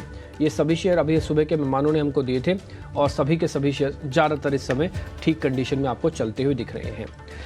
134 पॉइंट की बढ़त है, बाजार को भरभरा के अभी गिरना नहीं है, इसलिए एक बार एक झटका देने के बाद, सारी एडजस्टमेंट्स करने के बाद अब थोड़ा रुक के कामकाज कर रहा है। 1800 शेयर एडवांस डिक्लाइन अभी आपको दिख रहा है। हीट में अब आपकी स्क्रीन पर आ रहा है, जल्दी से नोट कर लीजिएगा कहाँ पे स्ट्रेंथ ज़्यादा है। ऑयल मार्केटिंग कंपनी, ये बजाज फाइनेंस का वो शेयर है जो अंशुल ने आपको दिया था और मेरा सुबह से इस पे नज़र थी। मेरे लिए प्रॉब्लम पता है क्या हो, इसका 7200 प्लस का टारगेट था, 7200 प्लस तो खोला इसको, तो 2% ऊपर, तो मेरे को ट्रेड नहीं हो पाया, आपसे भी नहीं हो पाया होगा, मैं लिख के दे सकता हूँ, आपसे भी नहीं हुआ होगा। एक्सेस, कोटक, ये दोनों आपको दिख रहे होंगे, इसलिए मैं कह रहा था कि HDFC का आज कॉर्नर करके ना आप इन दोनों बैंक को चेक कर लेना, इनकी हेल्प आज मार्केट के अंदर काफ़ी काम करेगी। डॉक्टर रेड्डीज, आइशर, ऐसे शेयर भी आज आपको मार्केट में परसेंटेज में 1-1% लेके बैठे हैं, तो अपने अपने सेक्टर के लीडर हैं, ये आपकी हेल्प कर रहे हैं आज। ज़्यादातर इस पूरी शीट के अंदर आपको फाइनेंस के और कुछ बैंक के शेयर्स दिखेंगे अगर आप गौर से देखेंगे तो, और कुछ ऑयल एंड गैस सेगमेंट से दिखेंगे आपको। ठीक है, आगे बढ़े। सृष्टि आपको बता रही है छोटे मझोले शेयर्स, उसका फिर ओपनिंग का सौदा हम लेना शुरू करेंगे। जी हाँ, शुक्रिया रिम्पी। अगर मिड कैप और स्मॉल कैप इंडेक्स की बात करें तो दोनों में ही शुरुआत हरे निशान में हुई थी, पर कई सारे स्टॉक्स हैं जहां पे आप एक्शन देख सकते हैं। गुजरात स्टेट पेट्रो, यहाँ पे हम आपको बता रहे थे कि नेगेटिव खबर आई है, टैरिफ बढ़ा दिए गए हैं, साथ ही कोटक का एक डाउनग्रेड भी आया है, 20% का लोअर सर्किट यहाँ पे आते हुए दिख रहा है। इसके अलावा एक्जीकॉम टेली सिस्टम्स, यहाँ पे 8% की गिरावट है। रामकृष्ण फॉर्जिंग्स, यहाँ पे जो पिछले हफ्ते की इनकी खबर थी कि इनको एक बड़ा ऑर्डर मिला है यूएस की कंपनी से, वो फिलहाल होल्ड पे कर दिया गया है, यहाँ पे आप 4% की गिरावट देख रहे हैं। और ओवर द वीकेंड हमने ये भी समझा कि इलॉन मस्क जो है अभी फिलहाल भारत में नहीं आ रहे हैं, इस साल के अंत तक आएंगे। इसके लिए जो कुछ काउंटर्स फोकस में थे जैसे कि संवर्धना मदरसन, सोना, BLW, उनमें भी आज थोड़ी सी प्रॉफिट बुकिंग जरूर हो रही है। इसके अलावा कल्याणी इन्वेस्टमेंट्स पे फोकस करिए, क्योंकि पूरे पैक में अगर हम देखें तो इसको वो लीड करता हुआ दिख रहा है, करीब 15% की यहाँ पे तेजी आज हम देख रहे हैं, माफ कीजिएगा 13% की। कुछ और काउंटर्स भी हाईलाइट करती हूँ जिनमें लगातार एक बढ़िया एक्शन है। सोलारा एक्टिव फार्मा, जबरदस्त ब्रेकआउट कैंडिडेट, यहाँ पे आज फिर से अच्छी तेजी है। हिंदुस्तान रेक्टिफायर्स, हिंद रेक्टिफायर्स, ये रुकने का नाम नहीं ले रहा है, यहाँ पे भी आज शानदार तेजी है। और साथ ही साथ इर्जा पे भी नजर डालिए, क्योंकि दमदार नतीजों के बाद यहाँ पे भी 13% का उछाल देख रहे हैं। इर्जा के काउंटर में अब थोड़ा सा नीचे जरूर आया है, लगभग 7.5% की यहाँ पे तेजी रही है। पर साथ ही साथ अगर कुछ और काउंटर्स भी देखें, PFC और REC, large cap cap space में वो फिलहाल अपने आप को होल्ड करने की कोशिश कर रहे हैं। तो ये तमाम काउंटर्स हैं जहां पे आज एक्शन देख पा रहे हैं, पर इसके अलावा उज्जीवन पे भी नजर डालिए। उज्जीवन में आज करीब 4.5% की तेजी है। साथ ही साथ नेशनल फर्टिलाइजर्स, ये काउंटर भी लार्ज कैप स्पेस में से बस कर रहा है, 3.5% का यहाँ पे उछाल देखने को मिल रहा है। तो मोटा मोटी थोड़ा मिला जुला कारोबार, पर स्टॉक स्पेसिफिक नजरिया भरपूर है। अभिषेक। निश्चित तौर पर आज हम देख रहे हैं कि पंप और पाइप वाले शेयर चल रहे हैं। प्लेटफॉर्म स्टॉक्स में भी आप बीएससी, सीडीएसएल और एमसीएक्स को देखिए, वहां पर आपको तेजी देखने को मिलेगी। लेकिन निफ्टी है 125 अंक ऊपर जहां पर शुरुआत हुई है, वहां से बहुत ज़्यादा चेंजेस नहीं है। निफ्टी बैंक की बात करें तो करीब करीब 300 अंकों की बढ़त पर कारोबार हो रहा है। एडवांस डिक्लाइन रेशियो ये ठीक है, ये तेजी के खिलाड़ियों के पक्ष में ही है। लेकिन चलिए अपने एक्सपर्ट्स के पास चलेंगे और ये जानते हैं कि बाजार की जो शुरुआत हुई है, इस शुरुआत में आपके लिए मौके कहां पर बन रहे हैं, कौन से स्टॉक्स आपको लेने हैं या फिर कहां पर बिकवाली करनी है। लेकर आएंगे ओपनिंग ट्रेड्स।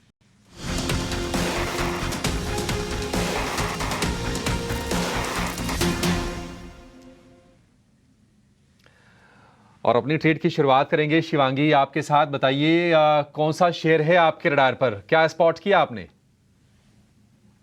जी अभिषेक जी, रडार पे है एस्कॉर्ट्स। पूरे ही ऑटो पैक में काफी एक अच्छा मोमेंटम है एंड ये राइड करते हुए दिखेगा। वीक ऑन वीक बेसिस में हमने देखा है पिछले 5-6 हफ्तों से कंसिस्टेंटली स्टॉक में एक अच्छी बाइंग इंटरेस्ट देखने को मिली है। और एज हम एक्सपायरी वीक में एंटर कर रहे हैं, रोल ओवर्स भी काफी अच्छे यहाँ पे ऐड होते हुए दिख रहे हैं लॉन्ग साइड में। तो ये तेजी जो है वो एक्सटेंड होते हुए दिखेगी। 3250 के टारगेट्स बनते हुए दिख रहे हैं 3080 के एक स्टॉक के साथ। ठीक है, थॉट्स में खरीदारी करने की सलाह है और पिछले एक महीने में बहुत अच्छी चाल दिखाई है। 2700 रुपए के स्तरों से लगातार ये शेयर चल रहा है और अब 3150 रुपए के आसपास के भाव है स्कॉट्स में। इसमें आपके लिए खरीदारी करने की सलाह है। कुछ आपका शेयर कौन सा होगा?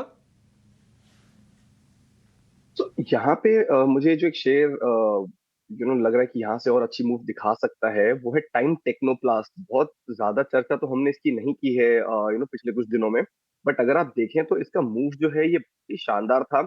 और जो इसमें डिप आया वो भी कोई बहुत ज्यादा शार्प नहीं था। 20 डे मूविंग एवरेज से स्टॉक ने एक अच्छा खासा रिबाउंड दिया है। तो मुझे लग रहा है ये स्टॉक 280 और 290 के दो टारगेट्स के लिए बिल्कुल तैयार है। और 260 के करीब इसका एक सपोर्ट जोन है, तो इसको स्टॉप लॉस बना के चलें। तो टाइम टेक्नोप्लास्ट को अपने रेडार पे रख सकते हैं फ्रॉम अ ट्रेडिंग पर्सपेक्टिव। कुछ टारगेट और स्टॉप लॉस क्या होंगे? जी, टारगेट इसका होगा 280 एंड 290 और जो इसका स्टॉप लॉस है वो है 260। ठीक है, 280 और उसके बाद 290 ये टारगेट्स और 260 रुपए के स्टॉप लॉस टाइम टेक्नोप्लास्ट के लिए। ठीक है, 2% ऊपर ये शेयर चल रहा है। आप स्टॉप लॉस को रिवाइज के लिए 260 रुपए कर लीजिए। कुणाल जी, आपके ओपनिंग ट्रेड्स क्या हैं सर? इन पेट्रो पे फोकस करके चलना चाहिए। 494 के अराउंड स्टॉक ट्रेड कर रहा है। 480 का आप ऐसे मेंटेन कर सकते हैं। 505 का पहला टारगेट और वो जैसे ही ब्रेक होता है 522 का दूसरा टारगेट हमें देखने को मिल सकता है। ठीक है, हिंदुस्तान पेट्रोलियम HPCL 505 और उसके बाद 525, ये दो टारगेट हैं आपके लिए। HPCL में 3% ऊपर ऑलरेडी ये शेयर ट्रेड कर रहा है, क्योंकि हमने देखा था कि क्रूड के दाम थोड़े से नीचे आए हैं, $86-87 के आसपास फिर से आ गए। इसके चलते आप देखेंगे कि OMCs में आज अच्छा एक्शन है। BPC आज निफ्टी के टॉप गेनर्स में शामिल है और HPCL IOC में भी आज के सत्र में तेजी हो रही है। तो ये जितने के जितने कॉल्स आई हो अपने ट्रेड्स में, सारी की सारी खरीदारी की तरफ हैं। लेकिन गौरांग सर, आपसे एक व्यू जानना चाहेंगे, जरा HDFC बैंक पर व्यू दीजिए। हालांकि बिजनेस अपडेट से अंदाजा पहले ही लग गया था कि नतीजे भी इसके अच्छे आएंगे, नतीजे ठीक ठाक ही आए हैं, लेकिन जो इंडिकेशंस ओपनिंग ट्रेड में मिल रहे थे वहां से शेयर अभी कमजोर है। क्या ये मौका है कि किसी को नया खरीदना है तो?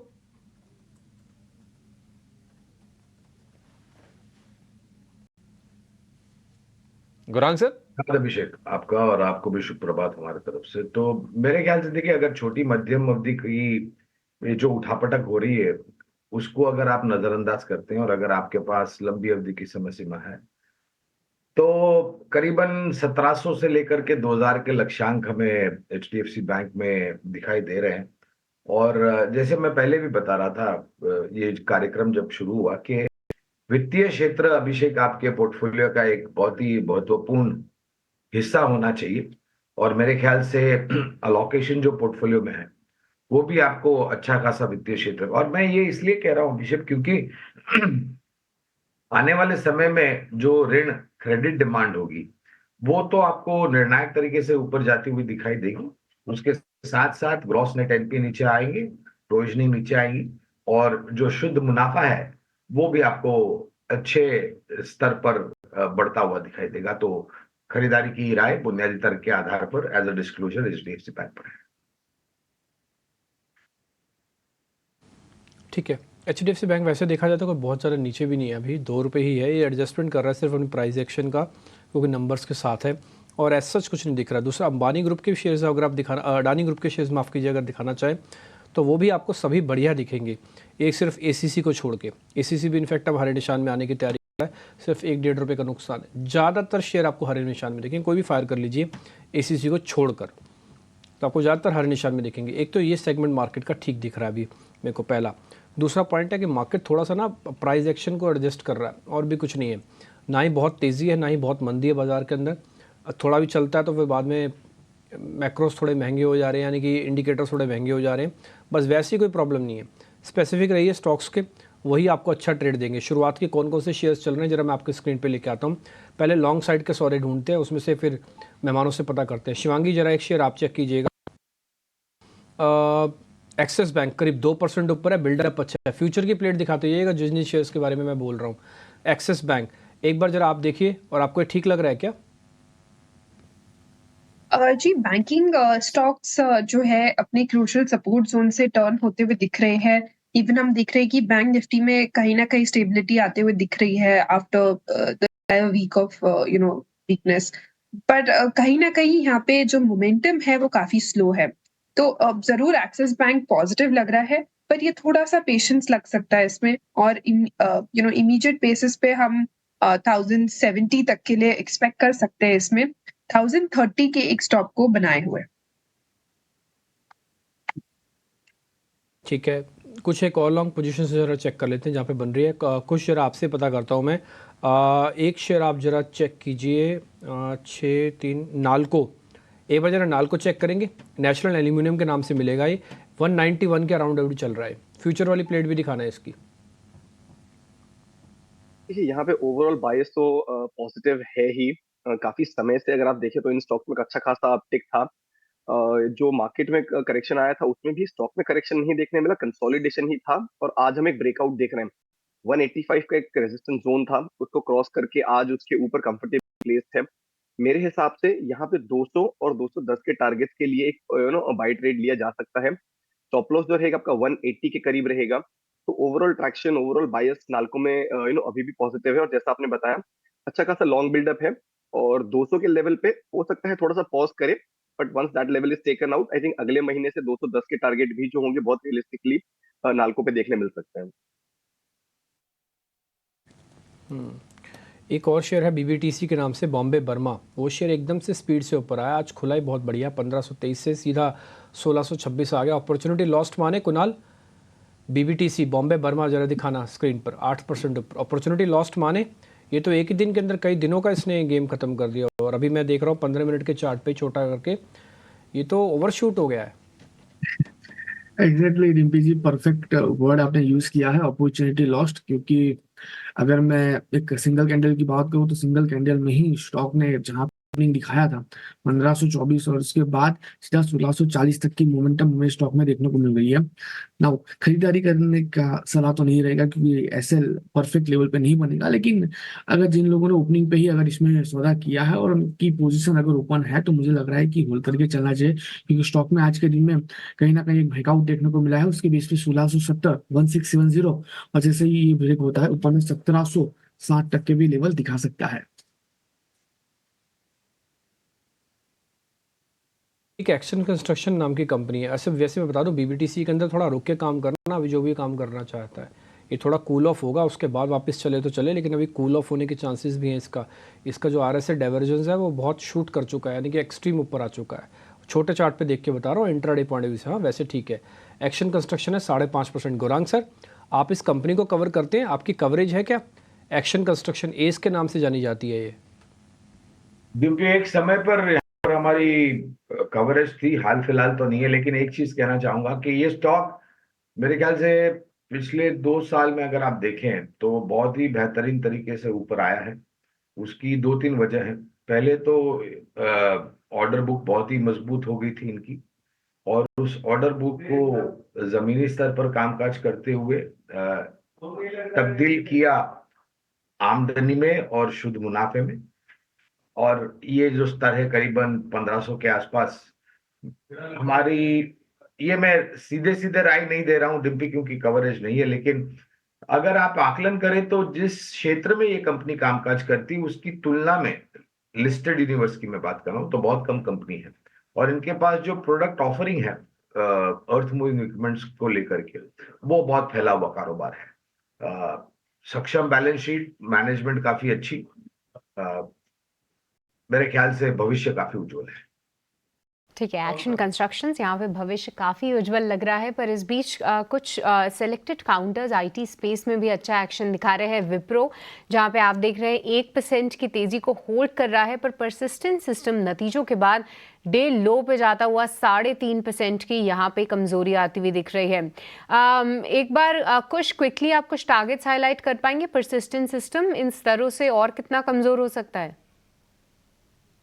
सृष्टि, देखिए यहाँ पे एक कंफर्ट ये है कि 3700 से लेके 3730 के जो लेवल्स हैं ये इसके एक सपोर्ट जोन है। तो हो सकता है कि नियर टर्म में आपको इन लेवल्स के आसपास स्टॉक आके एक कंसोलिडेशन या एक डेड कैट रिबाउंड भी अटेम्प्ट करता हुआ नजर आए। ऑल्सो अगर आप डेली सेटअप पे देखेंगे तो आरएसआई में ये ओवरसोल्ड टेरिटरीज के करीब जा रहा है। आई थिंक यहाँ से अगर 3700 तक स्लाइड होगा तो वो ओवरसोल्ड टेरिटरीज भी हिट कर जाएगा। तो आई थिंक 3700 इज अ की लेवल जो मैं वॉच कर रहा हूँ, एक और ब्रेक लेवल।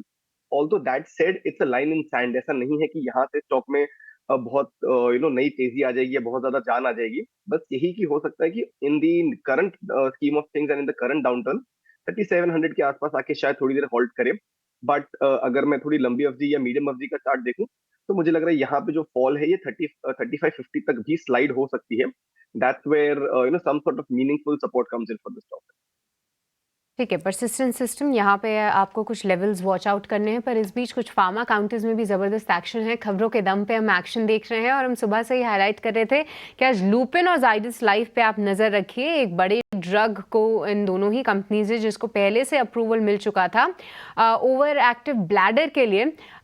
यहाँ पे दोनों ही कंपनीज ने इसको लॉन्च किया है। जाइडस लाइफ अभी 2.5% की तेज़ी दिखा रहा है, पर लुपिन आप ध्यान रखिए 3.5% की तेज़ी, डे हाई पे ये काउंटर है।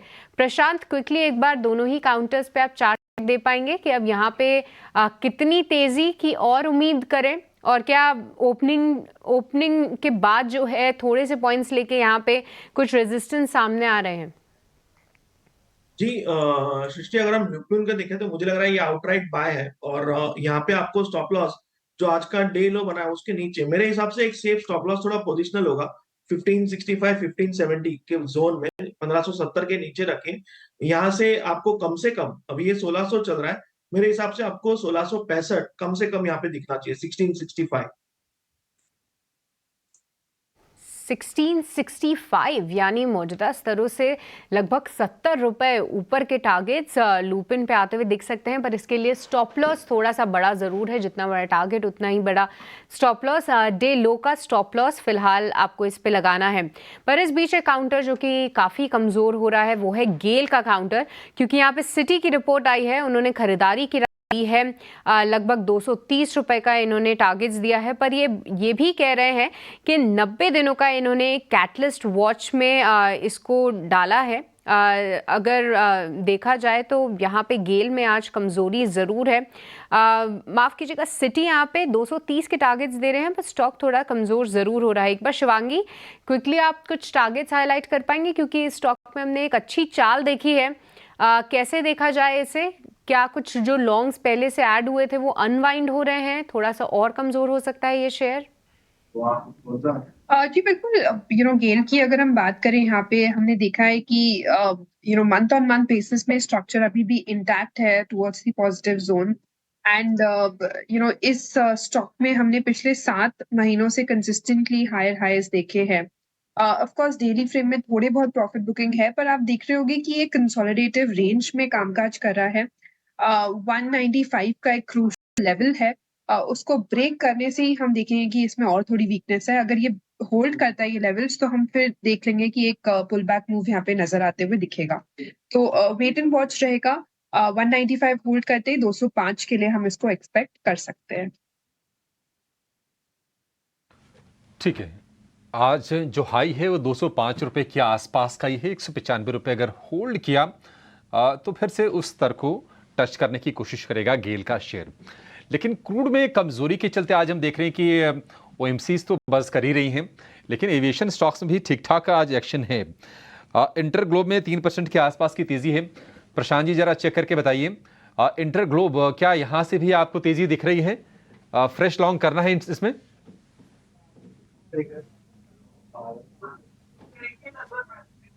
जी अभिषेक जी, अगर हम इंडिगो को देखें तो 20 दिनों के एवरेज से इसने एक अच्छा बाउंस दिया है, बट अब मुझे लग रहा है कि यहाँ पे रिस्क रिवॉर्ड जस्टिफाई नहीं है। तो सिर्फ जो एग्जिस्टिंग लॉन्ग्स है वो करीबन 3640-45 से ट्रेल कर सकते हैं। मैं इस लेवल पे फ्रेश बाइंग रेकमेंड नहीं करूंगा, इसको थोड़ा कूल डाउन होने दीजिए। ठीक है, मौजूदा स्तर से इसको खरीदना नहीं है। लेकिन ओएमसीज और एविएशन के अलावा टायर शेयर भी चूंकि बेनिफिशियरी होते हैं क्रूड में कमजोरी जब आती है, तो अपोलो टायर्स में 3% के आसपास की तेजी है। टायर स्पेस में आपको शिवांगी कोई शेयर दिख रहा है अपोलो टायर के अलावा जहां पर अच्छी तेजी हो सकती है? जी बिल्कुल, ऑटो स्पेस में काफी अच्छा मोमेंटम है, तो ऑफ कोर्स इसका जो मूवमेंट है यहाँ टायर स्पेस में भी बनते हुए दिखेगा।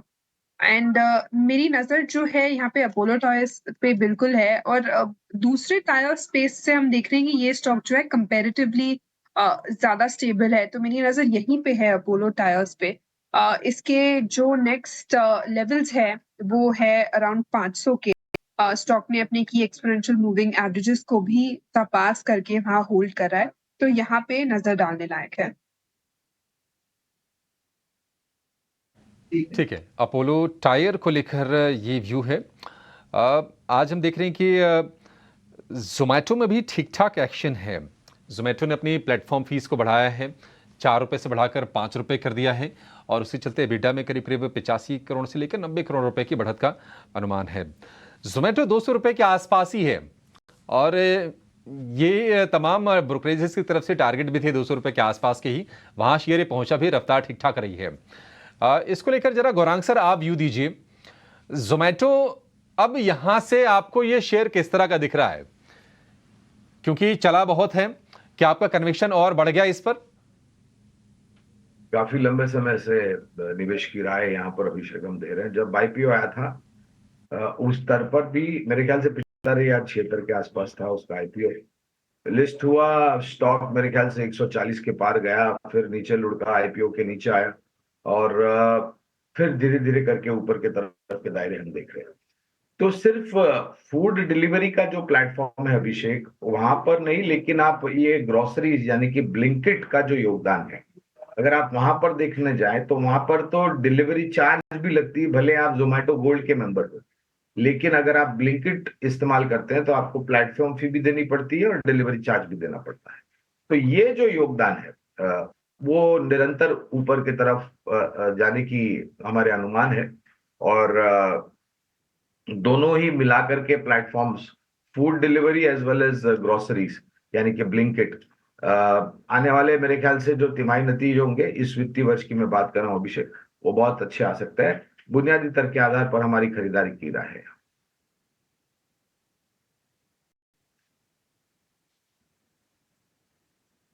कुछ और स्टॉक्स भी जरा चेक करवा लेते हैं मार्केट के अंदर कि जहाँ पर मोमेंटम आज देखने को मिल रहा है। मैंने कुछ लॉन्ग शॉर्ट कवरिंग के पोजीशंस भी निकाली हैं, कुछ शॉर्ट्स की भी निकाली। जहाँ पे वीकनेस है वो भी दिखाता हूँ आपको मैं। गेल वापस से 200 के नीचे आ गया। शिवांगी कितना और ड्रैग कर जाएगा ये, अगर और नीचे जा रहा है तो? ये 200 प्लस आया हुआ शेयर था, वापस 200 के नीचे गया अब ये। बारे में व्यू ऑलरेडी हमने डिस्कस कर लिया है। 195 का एक क्रूशल वो लेवल है जो एक मेक और ब्रेक की तरह एक्ट करेगा। तो फिर एक काम आप और करो, एक जरा कोरोमंडल इंटरनेशनल भी चेक करो, इसका भी फ्यूचर वाली प्लेट दिखाना कोरोमंडल इंटरनेशनल की। ये मैं इसलिए पता कर रहा हूँ, सारे फ्यूचर्स के शेयर ना टिपिकली रोल ओवर के हिसाब से बहुत इंपॉर्टेंट है। 25 तारीख को डेरिवेटिव एक्सपायरी है। कोरोमंडल शिवांगी चेक करो, ये भी वीकनेस का कैंडिडेट है आज। और कितना टूटेगा ये? जी, कोरोमंडल की हम बात करें, पिछले 3 हफ्तों से इसमें गिरावट देखने को मिल रही है। हालांकि स्टॉक ने अपने की एक्सपोनेंशियल मूविंग एवरेज के आसपास सपोर्ट लेते हुए जरूर दिखा है, पर इंट्राडे वीकनेस जो है वो रूल आउट नहीं कर सकते हम। यहाँ पे मेरी राय है कि हम वेट करें, 1110 अगर होल्ड करता है फिर यहाँ पे एक फ्रेश लेग ऑफ रैली में देखने को मिलेगी। पर इसके नीचे अगर रहेगा तो फिर हम इसका जो रीसेंट लो है 1092 का, वो हम टेस्ट करते हुए देखेंगे। आज मार्केट के अगर आप देखेंगे ना तो सिर्फ 100 पॉइंट से कम की बढ़त रहेगी मार्केट के अंदर। सुबह हम खुले थे, पहला जो टिक आया था वो 145-150 पॉइंट का था, अभी हम 100 पॉइंट से नीचे है। बैंक निफ्टी में हमारे पास जो बढ़त थी वो आज के जो हाई है ना, आज के ओपन के लेवल भी वही है। तो जब तक हम वो नहीं अब तोड़ेंगे, अब नई तेज़ी मार्केट के अंदर नहीं आएगी। तो आज का हाई इज इक्वल टू आज का ओपन प्राइस है, अब वो ब्रेक होना चाहिए। टेक्निकल्स में बड़ी इंपॉर्टेंस होती है इसकी कि आपका हाई क्या है और आपका ओपन प्राइस क्या है। ओपन और हाई अगर सेम है तो रेजिस्टेंस है, ओपन लो और लो ओपन एक साथ है तो वो सपोर्ट है। तो फिलहाल ठीक है, तो आज के रेजिस्टेंसेस तय हो गए हैं। रेजिस्टेंसेस क्या है? आज के जो भी हाई है और ओपनिंग के लेवल है वो आज के इंट्राडे के रेजिस्टेंस हो गए। अब एक चीज़ मेरे को जरा और चेक करवानी है, क्योंकि हम डेरिवेटिव एक्सपायरी की तरफ बढ़ रहे हैं, तो मैं रोल ओवर के हिसाब से कुछ शेयर जरा और चेक कर लेता हूँ। जहाँ पर आज वीकनेस है ना, वो सारे शेयर्स मेरे लिस्ट में हैं। मदरसन सुमी दिखाइए, संवर्धना मदरसन के नाम से मिलेगा। और प्रशांत जी एक बार जरा चेक करना, ये ज़्यादा टूटेगा तो नहीं ना?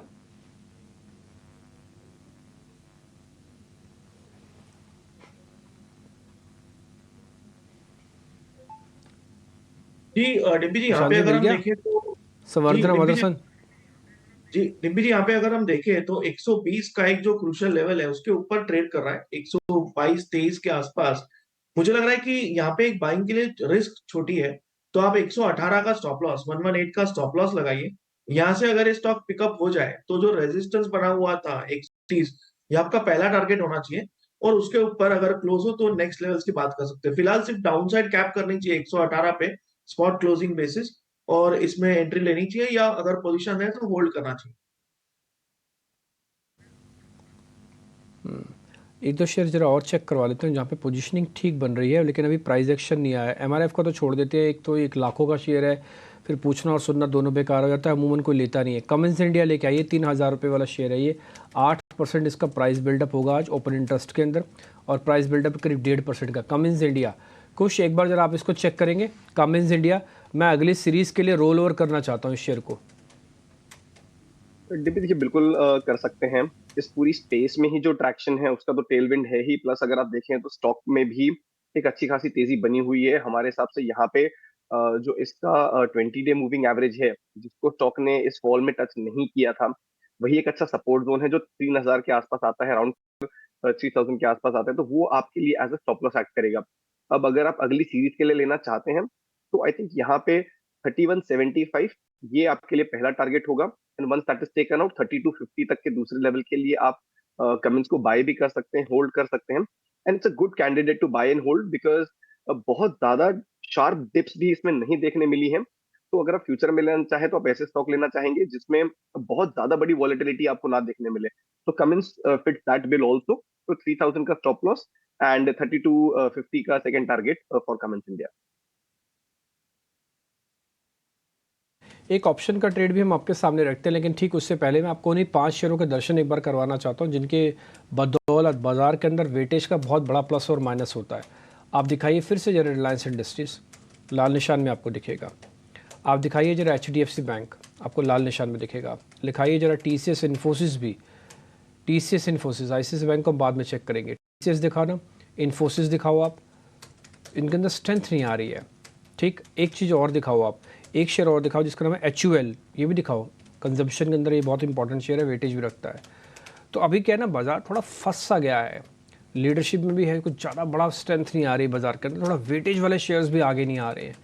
जो गैप मिला ना उसने दोनों का लॉस कर दिया। अपॉर्चुनिटी लॉस्ट उन लोगों के लिए जिनको आज बाय करना था। हाँ, एक एग्जिट रूट ज़रूर दिया है, क्योंकि आज की ओपनिंग है और आज के हाई बन गए, तो जिनके सुबह सुबह कट के सो रहे यानी कि बाहर निकल गए, सो निकल गए। नहीं तो अभी थोड़ा रुक जाओ, एक बार ना बाजार को थोड़ा अपनी डायरेक्शन को ले जाने दो, क्लियरेंस ले जाने दो। इंडिया विक्स एक बार दिखा देते हो आप, 1.5% ये भी नीचे है। साथ ही दिखाना एडवांस डिक्लाइन, फ्यूचर वाले शेयर्स, वो जो फ्यूचर वाली प्लेट आती है जिसमें आपको एडवांस डिक्लाइन दिखता है, वो भी जरा दिखाना। हालांकि वो टिल्टेड है टुवार्ड्स अभी तेज़ी के, लेकिन मार्केट ने ऊपरी स्तरों से अपने आप को कमज़ोर किया है। भाई आप 150 शेयर लेके बैठे हो तेज़ी के, उसके बावजूद भी बाजार ऊपर से नीचे क्यों आ रहा है? क्योंकि बड़े शेयर से ऊपर से नीचे आ रहे हैं। बाजार के अंदर ओवरऑल थीम ठीक है, बट ऊपर से बड़े शेयर थोड़ा नीचे है, तो वेटेज से गिरा के लेके आ रहे हैं आपको पॉइंट्स में। अदरवाइज कोई दिक्कत नहीं है, देखते हैं क्या होता है अभी, और 10-15 मिनट और देते हैं। ऑप्शंस का ट्रेड, ध्वनि पटेल हमारे साथ जुड़ रहे हैं बताने के लिए।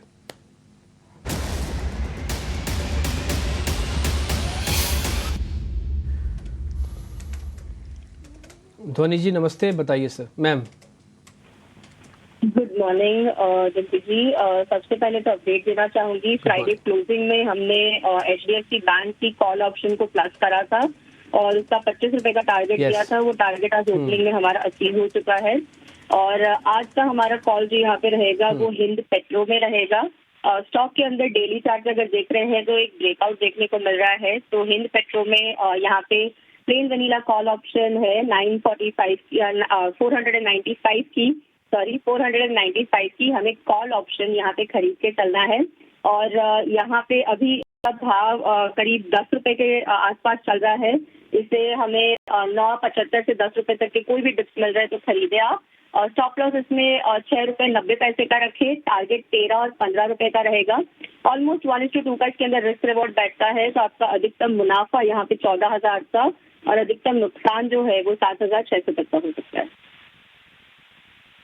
ओके, तो HPCL यहाँ पे आप कॉल खरीद सकते हैं। इसका मैक्सिमम प्रॉफिट और साथ ही जो स्टॉप लॉस के साथ अगर हिट हुआ तो नुकसान आपकी स्क्रीन पे दिया गया है। बहुत बहुत शुक्रिया ध्वनि आज की ये कॉल शेयर करने के लिए। पर आपको ये भी बता दें कि FNO सेगमेंट बेहद रिस्की है और ऐसे में 10 में से 9 जो ट्रेडर्स होते हैं उनको लॉस ही होता है। तो काफ़ी सोच समझकर ही आप ऐसे ये ट्रेड्स लें और स्टॉप लॉस का ध्यान ज़रूर रखें। इस बीच मार्केट पे एक बार फिर से नज़र डालेंगे तो डे लो के आसपास ही दिख रहे हैं निफ्टी और बैंक निफ्टी दोनों ही। पर परसिस्टेंट सिस्टम हमने कुछ समय पहले कुछ से यहाँ पे कॉल भी ली थी, वहाँ पे तब 3.5% की गिरावट थी। अब अगर आप देखें तो कमजोरी और बढ़ती हुई यहाँ पे 5% का कट आप आते हुए देख सकते हैं। कुछ एक और काउंटर क्विकली आप अगर बता पाएं वो है इंडस टावर, क्योंकि यहाँ पे भी एक ज़बरदस्त रनअप देखने को मिला था पर थोड़ा सा एक गिरावट का शिकार ज़रूर हो रहा है। क्या कमज़ोर लग रहा है चार्ट्स पे या फिर बस कुछ प्रॉफिट बुकिंग के ही संकेत हैं फिलहाल? जी हाँ सृष्टि, इट्स द लैटर। यहाँ पे आप जो रनअप देख रहे हैं ये बहुत ही शानदार रहा है। लास्ट अगर मैं ठीक 1 महीने पहले जाऊं तो स्टॉक करीब 230-240 के लेवल्स पे ट्रेड करता था। अब 340 आ चुका है। तो एक शार्प रनअप हमने ऑलरेडी पिछले 1 महीने में स्टॉक में आते हुए देखा है। तो उसी के चलते आज एक round of technical profit booking है। हालांकि मैं ये भी कह दूं कि थोड़ा ओवर हीटिंग के तरफ गया है, तो फ्रेश एंट्री चाहे तो अभी भी इस फॉल में तुरंत बाय ना करें, थोड़ा सा wait. 335 is a good support zone. इस लेवल के आसपास मिले तो स्टॉक का जो करेक्शन है, रादर जो प्रॉफिट बुकिंग का राउंड है, ये हो सकता है कंप्लीट भी होता हुआ नजर आए और रिस्क रिवॉर्ड रेशियो तो वहां से फेवरेबल ही हो जाएगा। तो इंडस स्टार्स में फिलहाल आप एक प्रॉफिट बुकिंग का दौर ही देख रहे हैं, बट बाय ऑन डिप्स की रणनीति यहाँ पे ज्यादा बेहतर साबित होगी। ठीक है, बाय ऑन डिप्स की रणनीति जो है यहाँ पे आप ज़रूर अपनाइए। इंडस स्टार यहाँ पे कोई शॉर्टिंग की अपॉर्चुनिटीज़ फिलहाल नहीं दिख रहे हैं। पर गौरांग दमदार नतीजे आए हैं इरडा के भी। हालांकि आज नतीजों के बाद शुरुआत लगभग 10% के आसपास हुई थी। अभी थोड़ी प्रॉफिट बुकिंग ज़रूर हावी हो रही है। पर क्या नज़रिया है, क्योंकि इरडा पे हम लगातार आपसे राय लेने की कोशिश करते हैं लंबी अवधि के लिए। आपने कई बार सजेस्ट किया है कि अभी भी आपको ये पसंद है, पर एक रनअप बहुत बेहतरीन हम ऑलरेडी देख चुके हैं। पर नतीजे आपने कैसे एनालाइज किए और साथ ही कोई और पावर स्टॉक जहां पे अभी भी आपको मौके दिख रहे हो? तो सृष्टि, ये कंपनी पर्यावरण को ध्यान में रखते हुए कुदरती ऊर्जा जो है, यानी कि विंड पावर, वायु से पैदा होने वाली वायु ऊर्जा और सूर्य से उत्पादन होने वाली सूर्य ऊर्जा, सोलार एनर्जी जिसे हम कहते हैं, इनके प्रोजेक्ट्स ये कंपनी वित्तीय सहायता करती है। और जब इसका आईपीओ आया था, मेरे ख्याल से कुछ ही महीनों पहले आया था इसका आईपीओ, और तब मैनेजमेंट ने जो टिप्पणी करी थी उसको ध्यान में रखते हुए हमें लग रहा है कि, और सरकार के तरफ से भी सृष्टि अगर आप देखने जाए तो बहुत बड़ी क्षमता नई ऊर्जा उत्पादन की जोड़ी जाएगी, और वो ज्यादातर वायु और सूर्य से जो पैदा होती है ऊर्जा वहां से आएगी, और ये कंपनी उसको सहायता करती है। तो तभी भी हमने आईपीओ नोट द्वारा लंबी अवधि के लिए निवेश की राय दी थी, और अगर उसी आईपीओ नोट को मैं आधार बनाता हूं तो मेरे ख्याल से, देखिए एक चीज है कि अगर कोई भी क्षेत्र का स्टॉक चलता है तो उसको अपने आप को संभालना होता है, और फिर वो नीचे की तरफ आता है। ऐसा नहीं है कि आपको एक ही दिशा में ऊपर की तरफ के दायरे दिखेंगे, लेकिन अगर कंपनी का कामकाज मजबूत है, ऑर्डर बुक अच्छी है, और आने वाले भविष्य में सकारात्मक संदेश आते हैं, तो आपको जल्दबाजी करके वहां से अपना निवेश निकाल लाना चाहिए। तो आईपीओ में लंबी अवधि की हमने राय दी थी। IREDA को छोड़ करके Tata power, NTPC, CESC limited, power grid जो ऊर्जा से ताल्लुक रखती है, ये सब कंपनियां वहां पर हमारी खरीदारी की है।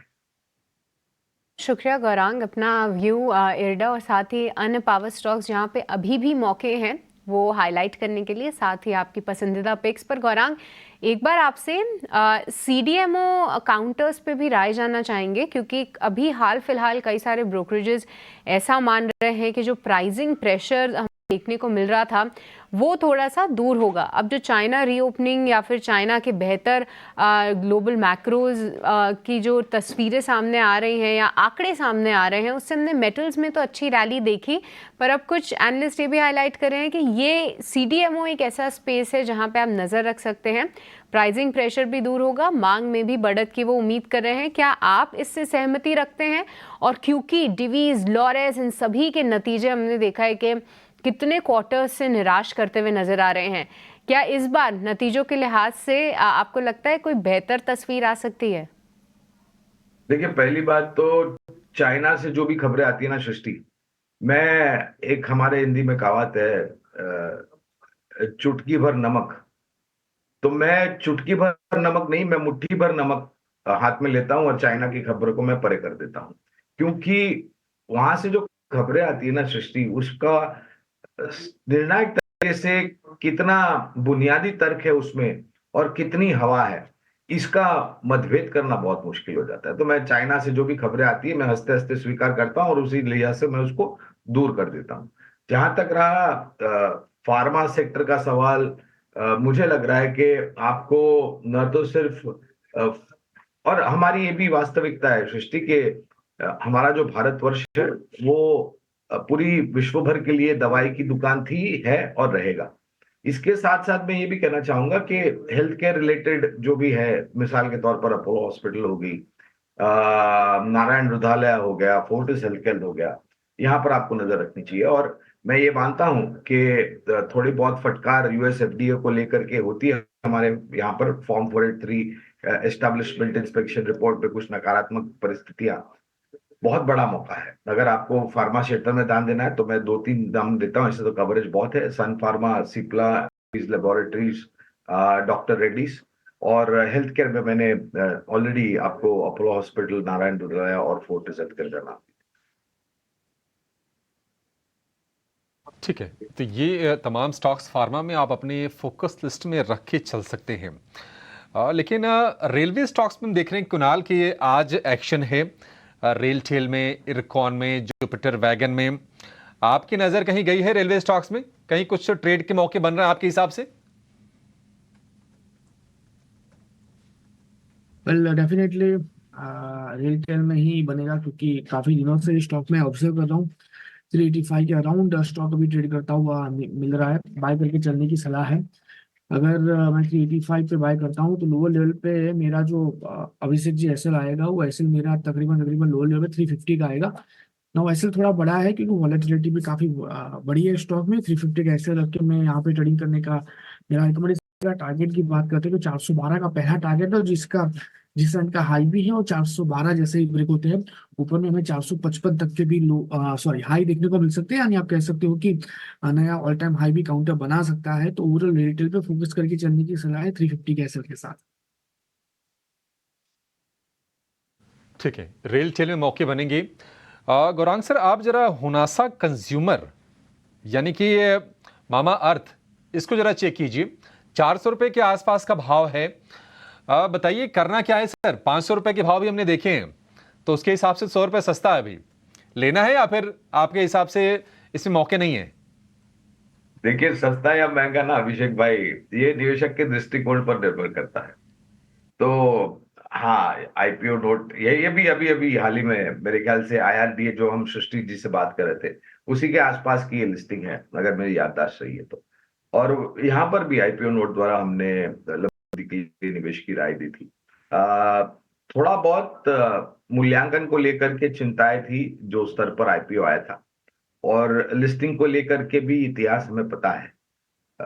100 रुपया सस्ता है या फिर 100 रुपया महंगा है, ये मेरे ख्याल से आधार नहीं होना चाहिए। आधार ये होना चाहिए अभिषेक के कामकाज कितना दुरुस्त है, और कामकाज को लेकर के, प्रोडक्ट ऑफरिंग को लेकर के, प्राइसिंग को लेकर के कोई दो राय नहीं है।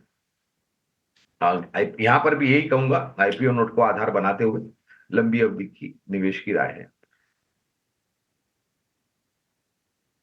ठीक है, लंबी अवधि के लिए निवेश की राय है आपको हुनासा कंज्यूमर में भी।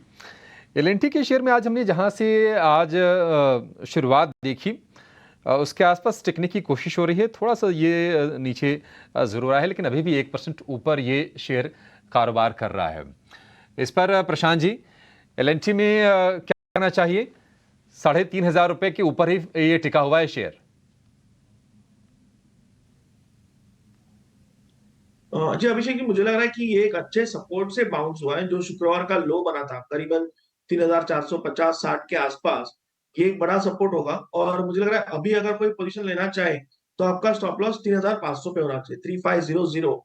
और ये पुल बैक जो है वो करीबन आपको 3,600 3,630 तक ले जा सकता है।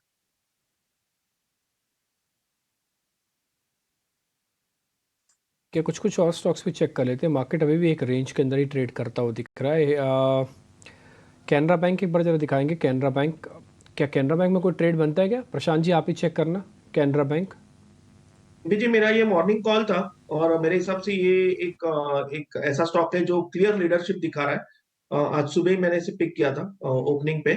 तो मुझे लग रहा है बिल्कुल अभी इसमें बना रहना चाहिए, और आपकी जो ट्रेलिंग स्टॉप लॉस है वो 582 पे आने, और होल्ड कीजिए फॉर लेवल्स अराउंड 610 615 के आसपास जो मैंने टारगेट्स दिए हुए। काम आप और करो, थोड़ा हमारी हेल्प करो आइडिया के रिगार्डिंग। आज भसीन साहब बोल के गए कि साल के हिसाब से इसको ले लो आप। एक साल में वो कह रहे हैं 25 रुपये का टारगेट हो जाएगा। एथिकली वो डबल के बारे में बात कर रहे हैं। अभी आइडिया के अंदर आज शुरुआती करीब 4% का कट है, यानी 12.40 के आसपास चल रहा है। मैं इन्वेस्टर हूँ तो इसलिए चार्ट आप मंथली कर लेना। प्रशांत जी ज़रा मेरे को देख के बताइए, ले लेना चाहिए? मैं एक बार ज़रा टेक्निकल भी क्लियरेंस चाहता हूँ।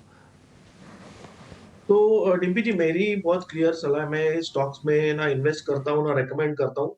अभी तक जितना मैंने देखा है total waste of time, energy and effort. But अगर कोई लेना चाहे भी तो मेरे हिसाब से आप सिर्फ क्वांटिटी के हिसाब से प्लान कीजिए कि आपका जो स्टॉप लॉस हो वो 11 रुपए का होना चाहिए, 11 rupees spot closing basis. 11 break हो जाए किसी भी वजह से तो एग्जिट कर लीजिए। ओवरऑल मैं इस स्टॉक में एक ऐसा साल जहां काफी सारे 3x 4x 5x हुए, वहां हम ऐसे स्टॉक में क्यों अटके और क्यों इमोशनली अटैच हो जाए जहां कोई रिटर्न्स नहीं आ रहे। ये मेरी क्लियर राय है, तो मैं इस स्टॉक से दूर रहता हूं। आप इस स्टॉक से थोड़ा भी दूर रहने की सलाह दे रहे हैं। ठीक है, कोई बात नहीं सर, मैं 2 शेयर्स और आपसे पता कर लेता हूँ जहाँ पर मेरे को थोड़ी और स्ट्रेंथ थोड़ी देखने को मिल रही है। एक बार जरा आप जाइडस लाइफ को लेके आएंगे। जाइडस लाइफ कुछ शेयर आप इसको चेक कीजिएगा। जाइडस लाइफ को 9.40 के आसपास चल रहा होगा ये शेयर। फ्यूचर वाली पीरियड भी दिखाना है इसकी। हाँ, जाइडस लाइफ सर, क्या कुछ ट्रेड बनता है इसमें? तो एक बहुत ही क्लियर रिबाउंड का अटेम्प्ट है हमारे हिसाब से। यहाँ पे एक पॉजिटिव ट्रेड लिया जा सकता है, रिस्क रिवॉर्ड रेशियो के हिसाब से काफी फेवरेबल है। तो यहाँ पे अगर आप देखें तो एक अच्छा स्टॉप लॉस जो है 925 के करीब बनता है। ऑन द रिबाउंड हमें लग रहा है यहाँ पे पहला टारगेट जो है ये 950 का है। Once that is taken out 975 is also on the card. तो एक अच्छे खासे रिबाउंड प्ले के लिए जाइडस लाइफ साइंसेज को आप अपने रेडार पे बिल्कुल रख सकते हैं।